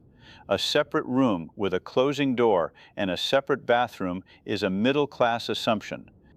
In a one-room dwelling, in a shared apartment with 9 people, in a shelter, isolation within the home is not a thing that can be done. I will tell you what the actual harm reduction guidance is for those situations rather than pretending. Maximize distance, even 6 feet matters. Open every window, regardless of the temperature outside, and it is currently 31 degrees in parts of the northern tier, and I am telling you to open the windows anyway, because air exchange is the single most effective intervention available to a household with nothing. Mask the sick person if you have only one mask, not the healthy ones, because source control is more effective than protection. And get post-exposure prophylaxis for every member of that household, which is the entire reason household contacts are the highest priority category. And for people who are choosing to go into the room anyway, then go in wearing whatever you have, keep the window open, take doxycycline, and do not let anyone make you feel that you have done something shameful. There is a version of public health messaging that treats every human attachment as a failure of compliance, and it is both cruel and counterproductive, because people will do it anyway, and it is better that they do it informed. I would go in the room. I want to say that on the record. I would go in the room, and I would want somebody to have told me how to do it, as safely as it can be done. Thank you for saying that. From Seoul, South Korea, a viewer writes, "My grandmother is 91 and she has it, and she told us all to leave the house and go to my uncle's. We left. I want to know if we did the right thing, and I do not think anyone can tell me, and I want to answer that directly. You did what she asked. That was her decision about her own life, and honoring it is not abandonment. I am not going to tell you it will not hurt. It is going to hurt for a long time. But she chose, and you listened, and there are worse things to carry than that. Numbers at 14 hours. Confirmed deaths worldwide now stand at 51,730. Confirmed cases exceed 480,000 across 53 countries. The United States figure is now 4,110. I want to report one piece of genuinely encouraging data that has emerged in the last hour, and I want to be careful not to overstate it. In Seoul, South Korea, and in Singapore, and in Taipei, all three of which implemented mandatory masking, contact tracing, and mass prophylaxis within 4 hours of their first confirmed case, the case growth curve has begun to visibly diverge from the global trend. Seoul's doubling time has extended from under 2 hours to approximately 6 hours. That is one data point in 3 cities, and it is early, and it may not hold. But it is the first evidence tonight that intervention changes the shape of this, and I have been waiting 11 hours to be able to say something like that. Say what it means for a person watching. It means the measures work. It means the mask matters, the distance matters, the closed border matters, the pill matters. 3 cities did everything correctly and immediately, and their curves bent. That is not a model or a projection. That is observed data from 3 real places. Every city that has not yet peaked can still do what Seoul did. The window is not closed. I have spent most of tonight delivering bad arithmetic, and I would like to be extremely clear about this one thing. There is nothing inevitable about the number I read you at hour 24. It is being determined right now. We are 15 hours in, and the sun has now set on Naples, and it has risen over the American West Coast, and I have been thinking about the fact that this broadcast has followed daylight around the planet tonight. From Los Angeles, a viewer writes, I woke up at 5 and turned on the radio in the dark, and my wife was still asleep, and I sat on the edge of the bed for 20 minutes deciding whether to wake her. I let her sleep. She gets to have 20 more minutes of a world where this did not happen. From Dhaka, Bangladesh, a viewer writes, we have organized our garment factory, 300 women, into a delivery network for the neighborhood. We know every household because we live in every household. We have divided the streets. Nobody asked us to, and nobody is paying us, and the factory is closed anyway. From Reykjavik, Iceland, a viewer writes, there are no cases here yet, and the whole country has agreed to stop arrivals, and there is a strange grief in it. We are safe, and we are watching all of you, and it feels like being on the shore. Being on the shore is a precise description of the position of several countries tonight, and it will not last for all of them. I want to give a status on borders because it has changed materially. 91 countries have now implemented some form of entry restriction. 11 have closed entirely to non-citizens. Global commercial aviation is down approximately 62% by scheduled departures, and cargo aviation is up by roughly 40%, which is exactly the pattern you want, and which reflects a deliberate reallocation. Maritime shipping is largely unaffected, which matters enormously because 90% of world trade by volume moves by sea, and container ships take weeks in transit, which means the crews are effectively isolated and the food supply is not in question. I want to state that plainly. There is no food shortage. There is not going to be a food shortage. The disruptions people will experience at grocery stores over the next week will be entirely a function of trucking and stocking labor, not of supply, and they will be temporary and local. That will matter to a lot of people who are standing in a store right now looking at an empty shelf. Then let me be even more specific for that person. The shelf in front of you is empty because 40 people bought 6 of something instead of 1. And because the person who normally restocks at 4 in the morning did not come in. There is a warehouse 11 miles away with pallets of it. The bread will be there tomorrow or the day after. If you buy for 2 weeks instead of 2 months, you will personally end the shortage you are standing in. That is not a moral appeal. It is a description of how the shortage was created. 15 hours. Let me tell you about something in Naples because our producer sent a note about 10 minutes ago and I have not been able to put it down. The students with the notebooks in the Piazza del Plebiscito, the ones writing names on tape, have run out of tape, so they have started writing on whatever there is, receipts, the backs of bus tickets. One of them tore up a paperback and has been writing names on the pages. And a woman who owns a shop on the square opened it up at dawn, not to sell anything, but because she had a drawer of address labels and a box of pens, and she brought them out, 640 names in the notebook as of an hour ago. 640 people who will not be a number that nobody claims. We are approaching 16 hours, and I want to prepare our audience for what the next 8 hours will contain, because I think foreknowledge is protective. 3 things will happen. First, the confirmed case counts will begin to flatten, and it will be reported as good news, and it will not be good news. It will be the testing systems saturating exactly as Dr. Whitfield predicted. Watch deaths and hospital admissions instead. Second, the death toll will accelerate rather than slow, because deaths lag infections by 12 to 48 hours, and the infections that occurred during the worst hours of last night have not produced their deaths yet. The number I read you at hour 24 will be substantially worse than a linear projection from where we are now, and I want nobody to be blindsided by it. Third, and this is the one I want people to hold on to, somewhere between hour 20 and hour 30, in the cities that acted fastest, the intervention effect will start becoming visible in admissions data. Seoul is showing us the first edge of it already. The next 8 hours are the worst part of this. They are also the last part before we start to see whether what everyone did tonight worked. 16 hours, 51,730 confirmed dead, and David has told us the real figure is 2 to 4 times that, and I believe him, and I am going to keep reading you these messages anyway. Because in a hospital in Milan, they stop for 4 seconds and say a name. Because a woman in Naples brought out her drawer of address labels. Because 400 motorbikes in Kinshasa invented a language out of a horn. Because somebody in Delhi put 1.4 million courses on a plane while their own country was burning. And because a stranger got in a car in a parking garage in Denver and sat with a nurse who could not drive. None of that is going to show up in the number at hour 24. All of it is the reason the number is not larger.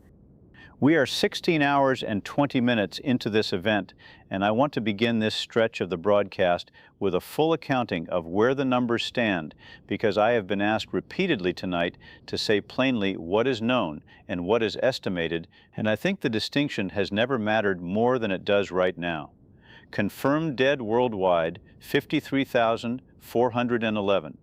That figure comes from National Health Ministries reporting into the World Health Organization Emergency Channel, and it represents only laboratory-confirmed or clinically adjudicated deaths in facilities with functioning reporting.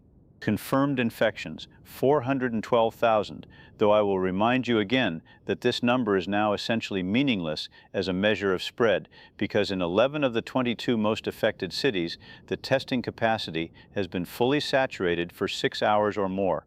When a city stops being able to test, its case count stops rising. That looks like control on a chart. It is not control, it is blindness.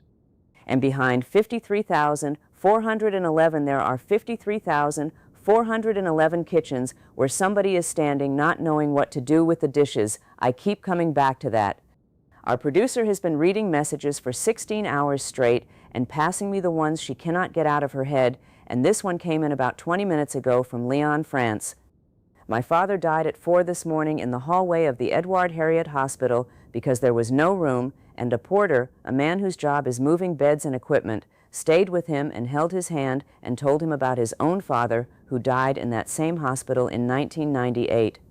My father was not alone. I do not know that porter's name. If anyone reading this knows a porter at Herriot who tells that story, please tell him that a family in Lyon will remember him for the rest of their lives. Let me give the geography of the last 2 hours, because it has shifted. The epicenter of new severe cases has moved west with the daylight, which is what everyone expected and which is still difficult to watch happen in real time. New York City reported 612 new hospital admissions in the last 60 minutes, which is the highest single-hour figure recorded anywhere in this event. Mexico City reported 440, Sao Paulo 391, Los Angeles, which is only about 4 hours into its own morning, reported 180, and that number is climbing steeply. Meanwhile, Mumbai, which was the first city to report at hour 0, recorded 130 new admissions this hour, down from a peak of 890 at hour 9. That is a 79% reduction from peak. Mumbai has turned. I want that stated flatly because it is the single most important data point of the night.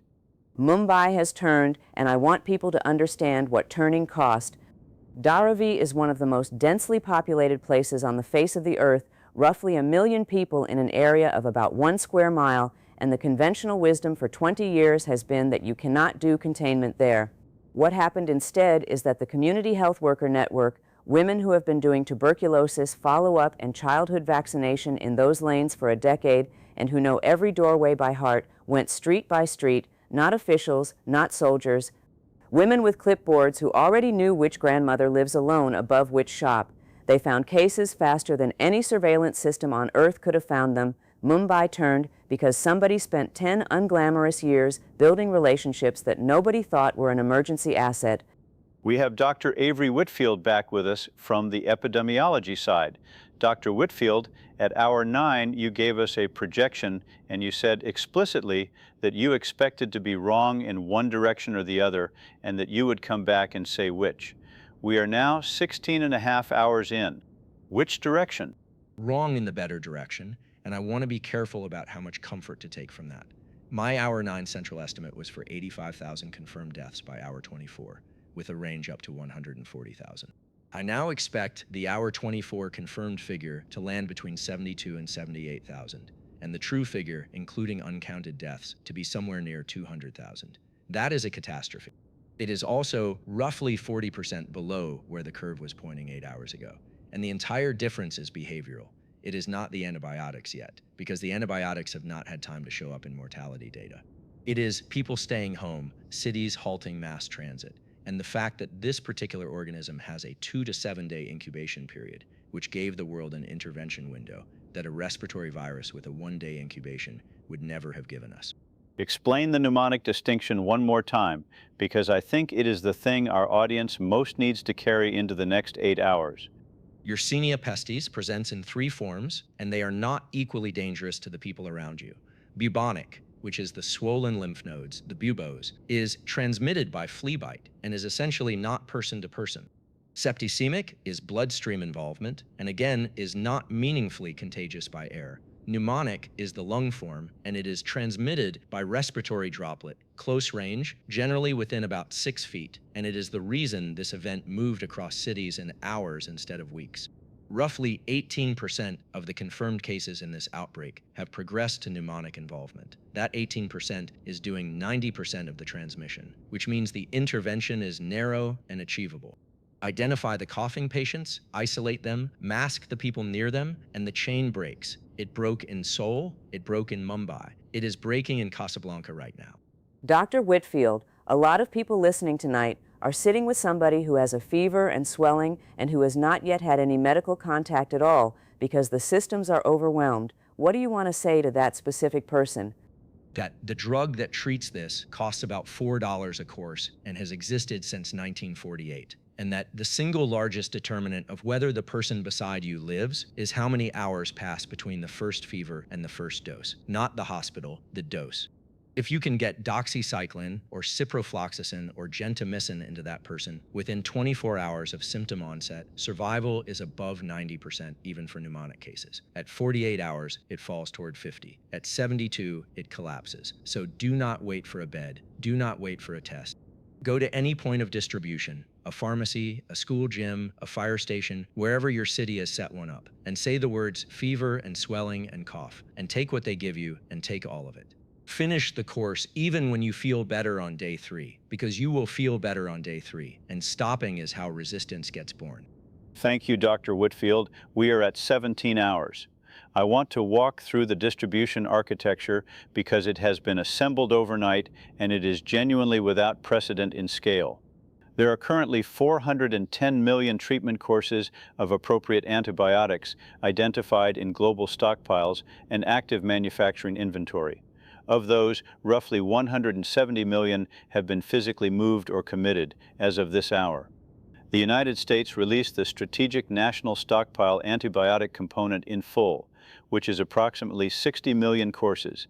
India, which manufactures a substantial share of the world's generic doxycycline, has committed and begun shipping 1.4 million courses to 11 countries while its own outbreak in Mumbai was still at peak. The European Medicines Reserve released 11 million. China released an undisclosed figure that our sources place near 40 million. Japan, 7 million. Brazil, 4 million. I want to sit on the India number for a moment because I think it is going to be remembered. At the hour that decision was made, Mumbai was recording 890 admissions an hour, and the health ministry did not know yet that its curve was going to bend. It looked, from inside that building, like the worst possible moment to give away medicine. And the statement they released is short enough that I can read all of it. Quote, "The stockpile of India is committed to the treatment of the sick wherever the sick are found. We are not able to help everyone, and we are not able to wait until we are certain of our own safety, because certainty will arrive after the death's due. Shipments depart within the hour," end quote. That was written by somebody at 4 in the morning with their own city on fire. There is a logistics detail underneath that which I think is worth explaining, because it answers a question a lot of people are asking, which is why medicine that exists in a warehouse takes hours to reach a person 11 miles away. Antibiotic distribution has 3 bottlenecks, and none of them is supply. First is the last mile, which requires a licensed dispensing point or a physician standing order, and roughly 30 countries have had to suspend prescription requirements by emergency decree overnight, which is a legal action, not a logistical one, and legal actions take signatures. Second is packaging. Bulk stockpile product arrives in cases of 1,000 and has to be broken down into individual courses by human hands. Third is transport labor.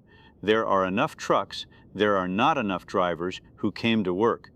Every one of those bottlenecks is a person problem, and every one of them is being solved right now by people volunteering to be the solution.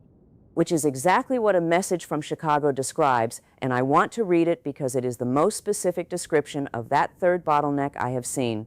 Quote, "I drive a beer truck. My route is bars and restaurants, and every one of them is closed. At 2 in the morning, my dispatcher called and asked if I would take a load out of a pharmaceutical warehouse in Romeoville instead. I said yes, and then I said I do not have the certification for pharmaceutical freight, and my dispatcher said neither does anybody else who showed up. I have made 4 runs, I have a bad back, and I am 58, and I have never once in 30 years felt like the truck mattered." End quote. 17 and a half hours. Infrastructure status, and this is the section where I have to report the failures alongside the successes because both are real. Power. The Naples grid segment that failed at hour 12 remains down for approximately 240,000 customers, and the utility now estimates restoration at 20 to 30 hours, not because of physical damage, but because of crew availability. Cairo experienced a rolling blackout affecting an estimated 1.1 million people for approximately 50 minutes, now restored. Lagos, Nigeria is running on partial grid with hospitals prioritized. Karachi, Pakistan has had stable power all night, which matters because Karachi's outbreak is significant and a hospital without power is a building. In Naples, the hospital that lost power at hour 12 is the Ospedale del Mar, and the generator carried the ventilators but not the lights in the corridors, and for 6 hours the staff worked by phone flashlight. And at some point somebody in the neighborhood figured out what was happening, and the message went out through the building where their aunt lives and their cousin's school group and whatever chain it traveled, and by 3 in the morning there were people at the loading entrance handing over camping lanterns, work lights, the light bar off a bicycle, and one man brought a floodlight from a construction site with 200 feet of extension cord and rigged it himself. A nurse there wrote to us, quote, "We could see faces again. You do not understand what it does to a ward when the staff can see faces," end quote. Communications, cellular networks in 8 major cities have been operating in a degraded state for most of the night due to volume, not damage, and 3 carriers have implemented emergency call prioritization. Emergency line volume worldwide is running at between 4 and 9 times normal. In New York City, the 911 system recorded an average answer time of 11 minutes at its worst point around hour 14 against a normal target of 10 seconds. It has improved to 4 minutes as additional dispatchers were brought in, including retirees who came back in on nothing but a phone call. Internet backbone is stable. There is no scenario in which global communications fail in this event, and I want to say that clearly because it has been circulating and it is false. 18 hours in, and it has just gone past midnight in Karachi and past 2 in the morning in Jakarta, and the sun is fully up now over Denver and Phoenix and Vancouver. A message from Vancouver, Canada, quote, "I am a school principal. At 6 this morning, I stood at the door of my empty school and unlocked it anyway because the city asked for buildings. By 7, there were cots in the gym. By 8, there was a nurse. At 9, a girl from my grade 5 class came in with her grandmother, and she saw me and she said, 'Are you still the principal today?' And I said yes, and she said, 'Okay,' and she sat down. I have been the principal of a building for 11 years, and today I found out what the job actually is." End quote. Casualty update at 18 hours. Confirmed dead 58,904. That is an increase of roughly 5,500 in the last 2 hours, which is a slower rate of increase than the 2 hours prior. And I want to be careful about that because it may reflect reporting lag rather than a true deceleration. City breakdown for the worst affected. Naples, Italy remains the highest per capita, with 6,100 confirmed dead in a metropolitan area of about 3 million. Mumbai, 8,400 in a metro area of 21 million. Cairo, 5,200.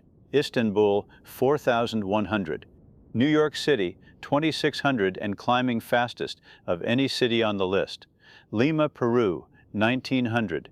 Kinshasa, Democratic Republic of the Congo, 1,700 confirmed with an almost certainly much larger true figure given limited testing. Kinshasa is where the motorbikes are, and I have an update on them. The 400 riders who organized themselves into an ambulance network at hour 11 are now, according to a coordinator we reached about 40 minutes ago, somewhere over 1,100 riders. They have divided the city into sectors. They developed their own triage signal because most of them do not have working data on their phones, so it is done with the horn. 2 short blasts means a rider is carrying a patient and needs the road. 3 long means a rider needs a second rider for a stretcher. 1 continuous blast, and I had to have this repeated to me to be sure I understood it. 1 continuous blast means the rider is carrying someone who has died and is taking them to the family, and everyone on the street stops. I want to give the military and civil support picture, which has expanded substantially in the last 4 hours. 31 countries have activated military medical assets in a domestic support role.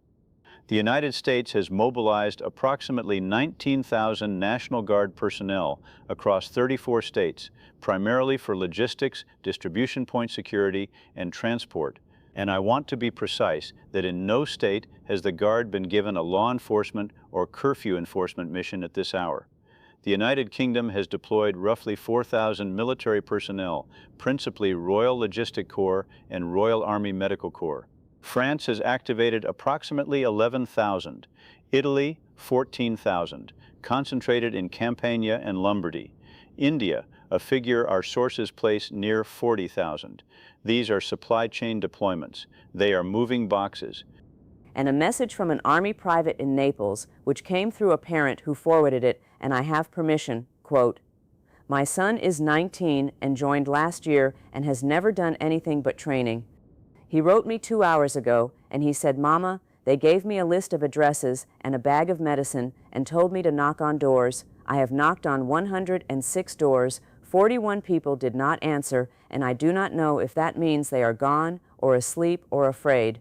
65 people opened the door. 1 woman kissed my hands. I did not know what to do, so I told her to take 1 pill twice a day." End quote. 19 hours. I want to address something that has been building in our message volume for the last 3 hours, which is fear about the food and water supply, and I want to give this the flat treatment it deserves. Municipal water is unaffected everywhere in the world. Water treatment is a highly automated, small workforce operation with mandated backup power, and the organism in question is not waterborne under any circumstance. Do not boil your water. Do not buy bottled water. Do not fill your bathtub. Food supply, as I said earlier, is intact at the wholesale level. The global grain trade is unaffected. Container shipping is unaffected. The empty shelves being photographed and shared right now are a demand shock lasting days, not a supply failure lasting months. There is a grocery store in Manchester, England that has done something I keep thinking about. The manager, at about 4 in the morning, took the doors off the ordinary way of doing things. Every item was limited to 2, no exceptions, and instead of hiring security to enforce it, they put a folding table at the front with a sign that said, "If you need more than 2, tell us why and we will get it for you." And a woman came in and said, "I am buying for the 11 flats above the chemist because they are all over 70, and they filled her car. And a man came in and said, "I want more than 2 because I am frightened." And they said, "All right," and gave him 3, and then he stood there and put 1 back. I have an official statement to read from the World Health Organization Director General, released approximately 11 minutes ago, and it is the first WHO statement of this event that contains a forward projection. Quote, "As of this hour, the World Health Organization assesses that the global outbreak of Yersinia pestis has passed its peak rate of new infection in 7 of the 22 primary affected metropolitan areas. Confirmed mortality will continue to rise for a minimum of 48 hours and likely for 5 to 7 days after new infections cease, and the final toll of this event will be measured in the hundreds of thousands. This is a treatable disease. There is no shortage of the treatment. Every death from this point forward is a failure of distribution and not a failure of medicine, and we will be accountable for each one." End quote. Every death from this point forward is a failure of distribution and not a failure of medicine. I have never heard an institution say anything that hard about itself in the middle of the thing it is describing. Usually that sentence arrives in a report 2 years later. It is a remarkable admission, and it is also technically correct, which is the part that will be difficult to live with. 19.5 hours. Let me give the transmission chain analysis, because genomic sequencing results have started coming back and they answer the question everybody has been asking since hour 1, which is how. Sequencing from 11 cities on 4 continents indicates a single common origin strain with minimal divergence, consistent with a point source introduction within roughly a 3-week window prior to the first clinical presentations. The strain is fully susceptible to every first-line antibiotic tested. There are no engineered markers. There is no evidence of deliberate release. This appears to be a natural reservoir spillover that entered a global transport network and moved at the speed of that network. Which means the answer to how is that we built a world where a person can be in 3 cities in 36 hours, and we never quite finished building the part that watches for what travels with them. That is a fair summary, and I would add 1 number to it. The reservoir species for Yersinia pestis has never been eliminated and was never going to be. It persists in wild rodent populations on every inhabited continent except Australia. There are roughly 2,000 human cases annually in the world in an ordinary year, most in Madagascar, the Democratic Republic of the Congo, and Peru, and a handful annually in the American Southwest. This bacterium has been with us continuously for at least 1,500 years. What was new tonight was not the organism. What was new was the connectivity.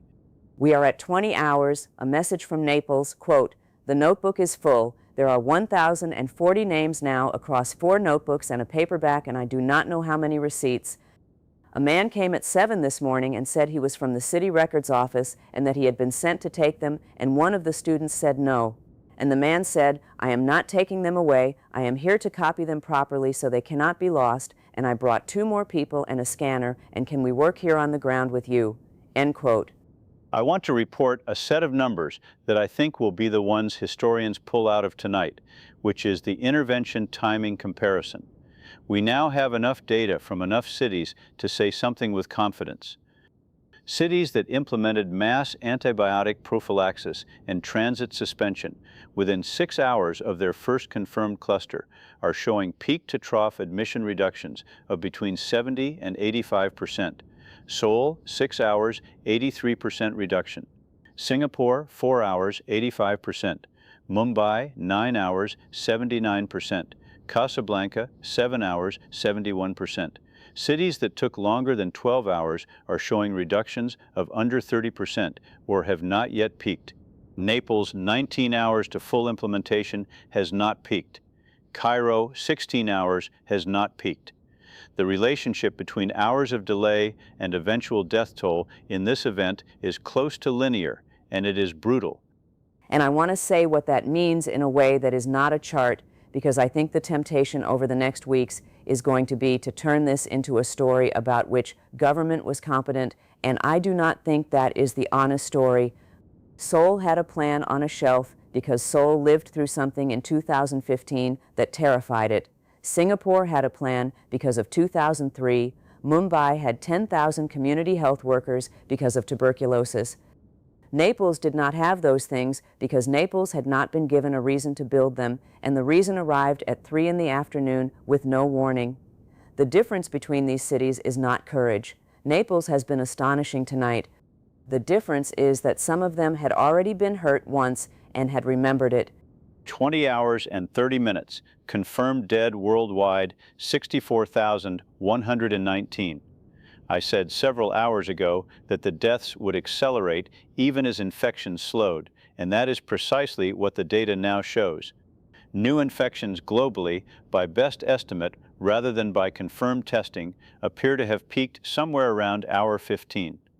Deaths are still rising and will continue rising for days. The gap between those two curves is the most painful piece of arithmetic in epidemiology, because it means that the people who will die on the third and fourth and fifth day of this were already infected before anyone did anything right. We have Dr. Jordan Okonkwo back with us from the clinical side, calling from a hospital in Lagos where Dr. Okonkwo has been on for something like 22 hours now. Doctor, thank you for coming back to us.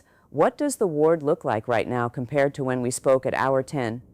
The corridor is still full, but the character of it has changed, and I want to explain what I mean, because it is not obvious from outside. At hour 10, every patient arriving was arriving late. Fever for 2 days, buboes already the size of a hen's egg, some of them already coughing blood, and we were doing rescue medicine with a very low ceiling. Since about hour 16, the patients coming in are arriving early. Fever for 4 hours, a tender spot in the groin or the armpit, and nothing more. These patients we can save almost all of. So the corridor looks the same, and the ward sounds the same, but the outcome distribution has completely inverted. And it inverted because your broadcast and 100 others told people not to wait. Dr. Okonkwo, one clinical question that has come up repeatedly in our messages. People are asking how to tell a bubo from an ordinary swollen gland, because a great many people are now examining themselves at 3 in the morning and finding something. Yes, and most of what they find will be nothing, and I would rather see 1,000 people with nothing than miss one. But here is the honest description. An ordinary reactive lymph node is mobile under the skin, it is firm, it is usually less than ½ an inch, and it is tender in proportion to how hard you press it. A plague bubo is different in a way that patients describe without prompting. It is exquisitely painful, often more painful than anything the patient has experienced. It is fixed rather than mobile. The skin over it becomes tight and red and then dusky, and it grows fast, sometimes from nothing to the size of a hen's egg or a small plum within 12 hours. And crucially, it comes with a fever of 102 to 105 degrees and a profound prostration. Patients with a common infection walk into my department. Patients with plague are carried. Doctor, you have been awake for something like a full day. I want to ask you something I would not normally ask a physician on air. What are you going to do when you finish? I have thought about that more than I should have. I am going to go to the room where they have put mattresses for us, and I am going to lie down and I am not going to sleep because I know myself, and then at some point I will. And before that, I am going to write down 4 names because 4 of my colleagues here are sick tonight, and 2 of them are on the ward as patients, and 1 of them trained me. And I am going to write down those names because in about 6 weeks, somebody will ask me how many staff we lost, and I will not be able to remember, and I refuse to not be able to remember. That is all. It is not profound. Everyone here is doing some version of it. Dr. Okonkwo, thank you. Please rest. 21 hours. I want to move to the recovery and reconstitution picture because for the first time tonight there is one. Hospital admission rates are declining in 14 of the 22 primary cities. Emergency call volume is declining in 19. 9 countries have begun the process of standing down elements of their emergency deployment, and there is a specific data point I have been waiting for all night, which is the ratio of patients presenting within 12 hours of symptom onset. At hour 6 globally, that ratio was under 20%. At hour 21, it is 68%.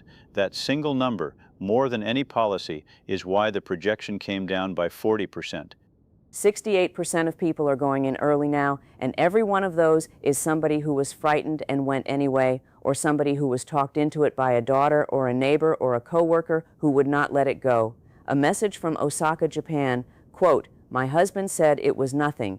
He said it 3 times. I put his shoes by the door, and I stood in front of the door, and I said, I will not move. He was angry with me in the car. At the hospital, they said the swelling was consistent and gave him medicine within 20 minutes, and the doctor said to me, you were the treatment. He has not apologized, and I do not need him to," end quote. 21 and a half hours. There is a category of information I have been holding back most of the night because it was unverified, and I am now able to report it, which concerns the pattern of institutional failure. 3 specific systemic breakdowns occurred tonight, and I think naming them accurately matters more than assigning blame. First, in at least 6 countries, emergency antibiotic release was delayed by an average of 5 hours by prescription authority law, meaning the medicine was physically present in pharmacies while pharmacists were legally unable to dispense it. Second, in 4 countries, mass fatality management capacity was exceeded within 9 hours, which produced the scenes in Naples and Cairo. Third, and most consequentially, the international alert cascade took 11 hours from first clinical suspicion in Mumbai to global notification, and roughly 7 of those hours were consumed by laboratory confirmation protocol. 7 hours waiting to be sure. 7 hours waiting to be sure, in an event where the treatment is a $4 antibiotic with a well-characterized safety profile, and the cost of being wrong was a great many people taking a pill they did not need. That will be the central finding of every review that gets written about tonight, and I would rather say it now than in a year. The systems were built to avoid the embarrassment of a false alarm. They were not built to avoid this.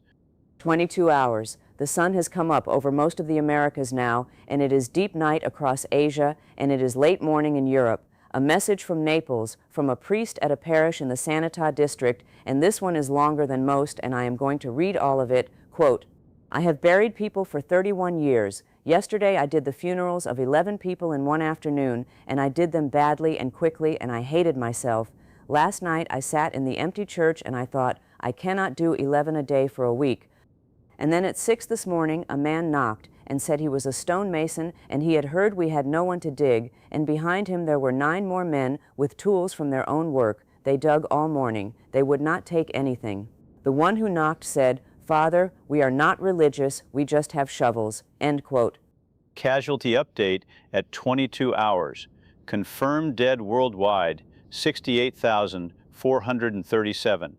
That represents an increase of roughly 4,300 over the last hour and a half. And for the first time in this event, the hourly rate of increase has declined for 3 consecutive hours. I want to be extremely careful about how I frame that because it does not mean fewer people are dying. It means the rate of increase in the rate of dying has slowed. The second derivative has turned. In epidemiology, that is the first honest sign of the end of a wave, and it typically appears 12 to 20 hours before the absolute peak in deaths. Say the second part again for people who have been awake all night and are hearing numbers as noise at this point. The dying will get worse before it gets better, and it will get better. Both of those are true, and the second one was not true 8 hours ago. 22 and a half hours. From Denver, Colorado, following up on something I read at hour 13. I told you about a nurse who came out of a hospital at the end of a shift and could not make her hands work well enough to drive, and a stranger in the parking garage got in the passenger seat and sat with her. The nurse wrote to us, quote, "My name is not important. The man's name is Ray. He sat with me for 50 minutes and did not say almost anything. At one point he said, 'My daughter is a nurse in Ohio and I cannot reach her, and would you mind if I just sat here with you instead?' So it turns out he was not doing me a kindness. We were doing the same thing for each other. He got through to his daughter at 4 in the morning. She is fine." End quote. 23 hours. I want to begin the summary of this event because we are approaching the 24-hour mark that we have been building toward all night, and I think our audience deserves a complete accounting rather than a trailing off. Here is what happened in the last 23 hours. At approximately 3 in the afternoon local time, a hospital in Mumbai identified a cluster of patients with high fever, painful lymphadenopathy, and in several cases hemoptysis. Within 11 hours, clinically similar clusters had been confirmed in 22 metropolitan areas across 5 continents.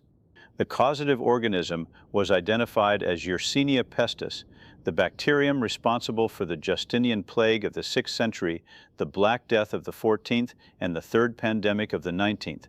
It arrived this time on aircraft. And it found a world that was, for about 9 hours, absolutely unprepared, and then stopped being unprepared faster than anyone in this building believed was possible. The global response, once it began, consisted of 4 actions taken nearly simultaneously across dozens of countries: suspension of mass transit and large gatherings in affected metropolitan areas, emergency suspension of prescription authority requirements for 4 antibiotics, release of national antibiotic stockpiles totaling over 400 million treatment courses, and the conversion of an enormous quantity of non-medical space, schools, arenas, hotels, parking structures, into treatment and distribution sites. Estimated 14,000 such sites now operating worldwide. None of that existed 23 hours ago. And underneath all 4 of those things, there were people who decided individually to do something before anyone told them to. The garment workers in Dhaka, the riders in Kinshasa, the students in the Piazza del Plebiscito with the notebooks, the beer truck driver in Chicago, the principal in Vancouver who unlocked a school, the stonemasons who came with their own shovels, the porter in Lyon who stayed. None of that was policy. All of it happened in the same 9 hours in 40 languages among people who did not know about each other.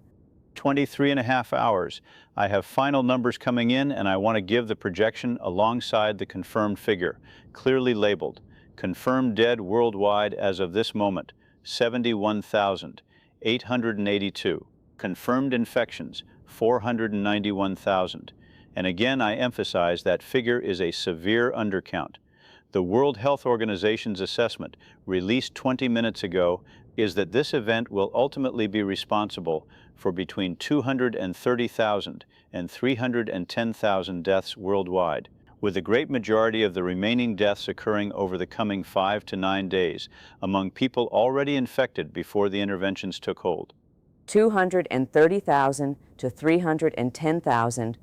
Yes, and I want to place that beside the figure I would have given you at hour 9, which was a central estimate of 1.1 million and a plausible upper bound of 4 million. The difference between those numbers is not medicine, because the medicine has existed for 78 years. The difference is roughly 9 hours of collective human decision-making across every inhabited continent.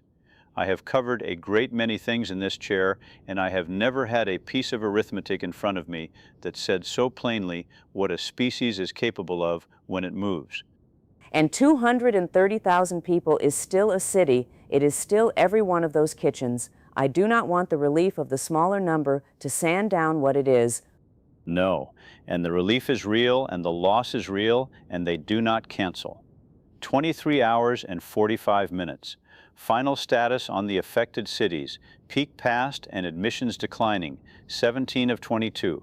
Still at or near peak, 5, and those are Naples, Cairo, New York, Mexico City, and Lima. Naples remains the most severely affected place on Earth by any per capita measure, and will remain so. New York's curve is expected to peak within the next 4 to 6 hours and to decline steeply thereafter, because New York implemented within 7 hours of its first confirmed cluster, and that is the fastest response of any city in the Western Hemisphere. There is one more update from Naples, and it is the last one I am going to read tonight. Quote, "It is midday here now, and the piazza is quiet. There is a table with 4 notebooks and a scanner, and 3 people from the records office and about a dozen students, and they have written 1,492 names. Somebody brought a case of water. Somebody brought a folding chair for the oldest of the record office workers who would not stop standing. A woman came at 11 and gave a name and then asked if she could sit down for a while and just look at the book. She sat for an hour. Nobody asked her to leave." End quote. We are at 24 hours. Confirmed dead worldwide, 73,106. 22 metropolitan areas across 5 continents, 17 of them past peak, 410 million treatment courses identified, 170 million moved, and the distribution network that carried them assembled in a single day out of Military Logistics Corps, delivery drivers, motorbike taxis, garment workers, pharmacists, and a beer truck out of Romeoville, Illinois. A disease that killed somewhere between 30 and 60% of Europe over 7 years in the 14th century arrived in 22 cities at once and was met in under a day with a $4 antibiotic and a global decision to use it. The mortality rate among patients who received treatment within 24 hours of symptom onset is running at approximately 6%. Untreated, this disease kills between 60 and 100% of pneumonic cases. That is the entire story of the night in one comparison. What remains at 24 hours is this. Roughly 73,000 people are confirmed dead, and something close to 250,000 will be by the time this finishes, and every one of them was somebody's whole world. Hospitals in a dozen cities are functioning on staff who have been awake for more than a day and who will be back tomorrow. 14,000 gymnasiums and hotel ballrooms and parking garages have become clinics and will slowly turn back into gymnasiums and hotel ballrooms and parking garages, and for the rest of their lives, some people are going to walk into a school gym and smell disinfectant and remember. Naples has a book with 1,400 names in it and a city records office that has agreed to keep it. Kinshasa has a horn signal that everybody now understands, and in a hospital in Milan, at the end of every hour, somebody still stops for 4 seconds and says a name out loud. I want to close with the part of this I did not expect to be reporting. The single largest determinant of survival tonight was not wealth. It was not hospital capacity. It was not military capability. It was hours. Hours between symptom and dose. Hours between cluster and closure. Hours between suspicion and alarm. Every city that bought hours saved people at a ratio of roughly 1,000 lives per hour, and it did not matter whether that hour was bought by a health ministry or by a woman standing in front of her own front door, refusing to move until her husband got in the car. The organism did not distinguish between them, and neither should we. The world will spend years building systems so that the next alert takes minutes instead of 11 hours. It should, but tonight, before those systems existed, people were the system. We have been on the air with you for 24 hours. Some of you have been with us the whole time, and I know that because you have told us, from a night shift, from a parking lot, from a chair beside a bed, from a kitchen at 4 in the morning where somebody could not sleep. If you are one of those people, the thing to do now is sleep. The worst hours are behind us. The dying is not finished and the grief is not close to finished, but the part where nobody knew what to do is over. And it is over because of an enormous number of ordinary people who did the next obvious small thing in front of them without waiting to be sure it would work. The medicine is arriving. The curves are bending in 17 of 22 cities and will bend in the other 5 within a day. There is no shortage of food and no shortage of water and no shortage of the drug. If someone near you has a fever and a painful swelling, take them somewhere tonight and do not wait until morning.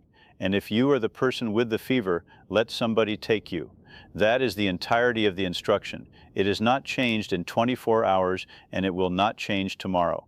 We will be back on the air in 6 hours, and there will be new numbers, and they will be worse before they are better, and we will read them to you the same way we have all night. which is slowly and without pretending. Until then, the notebooks in Naples are still open. The riders in Kinshasa are still running. The lights are back on in most of the wards.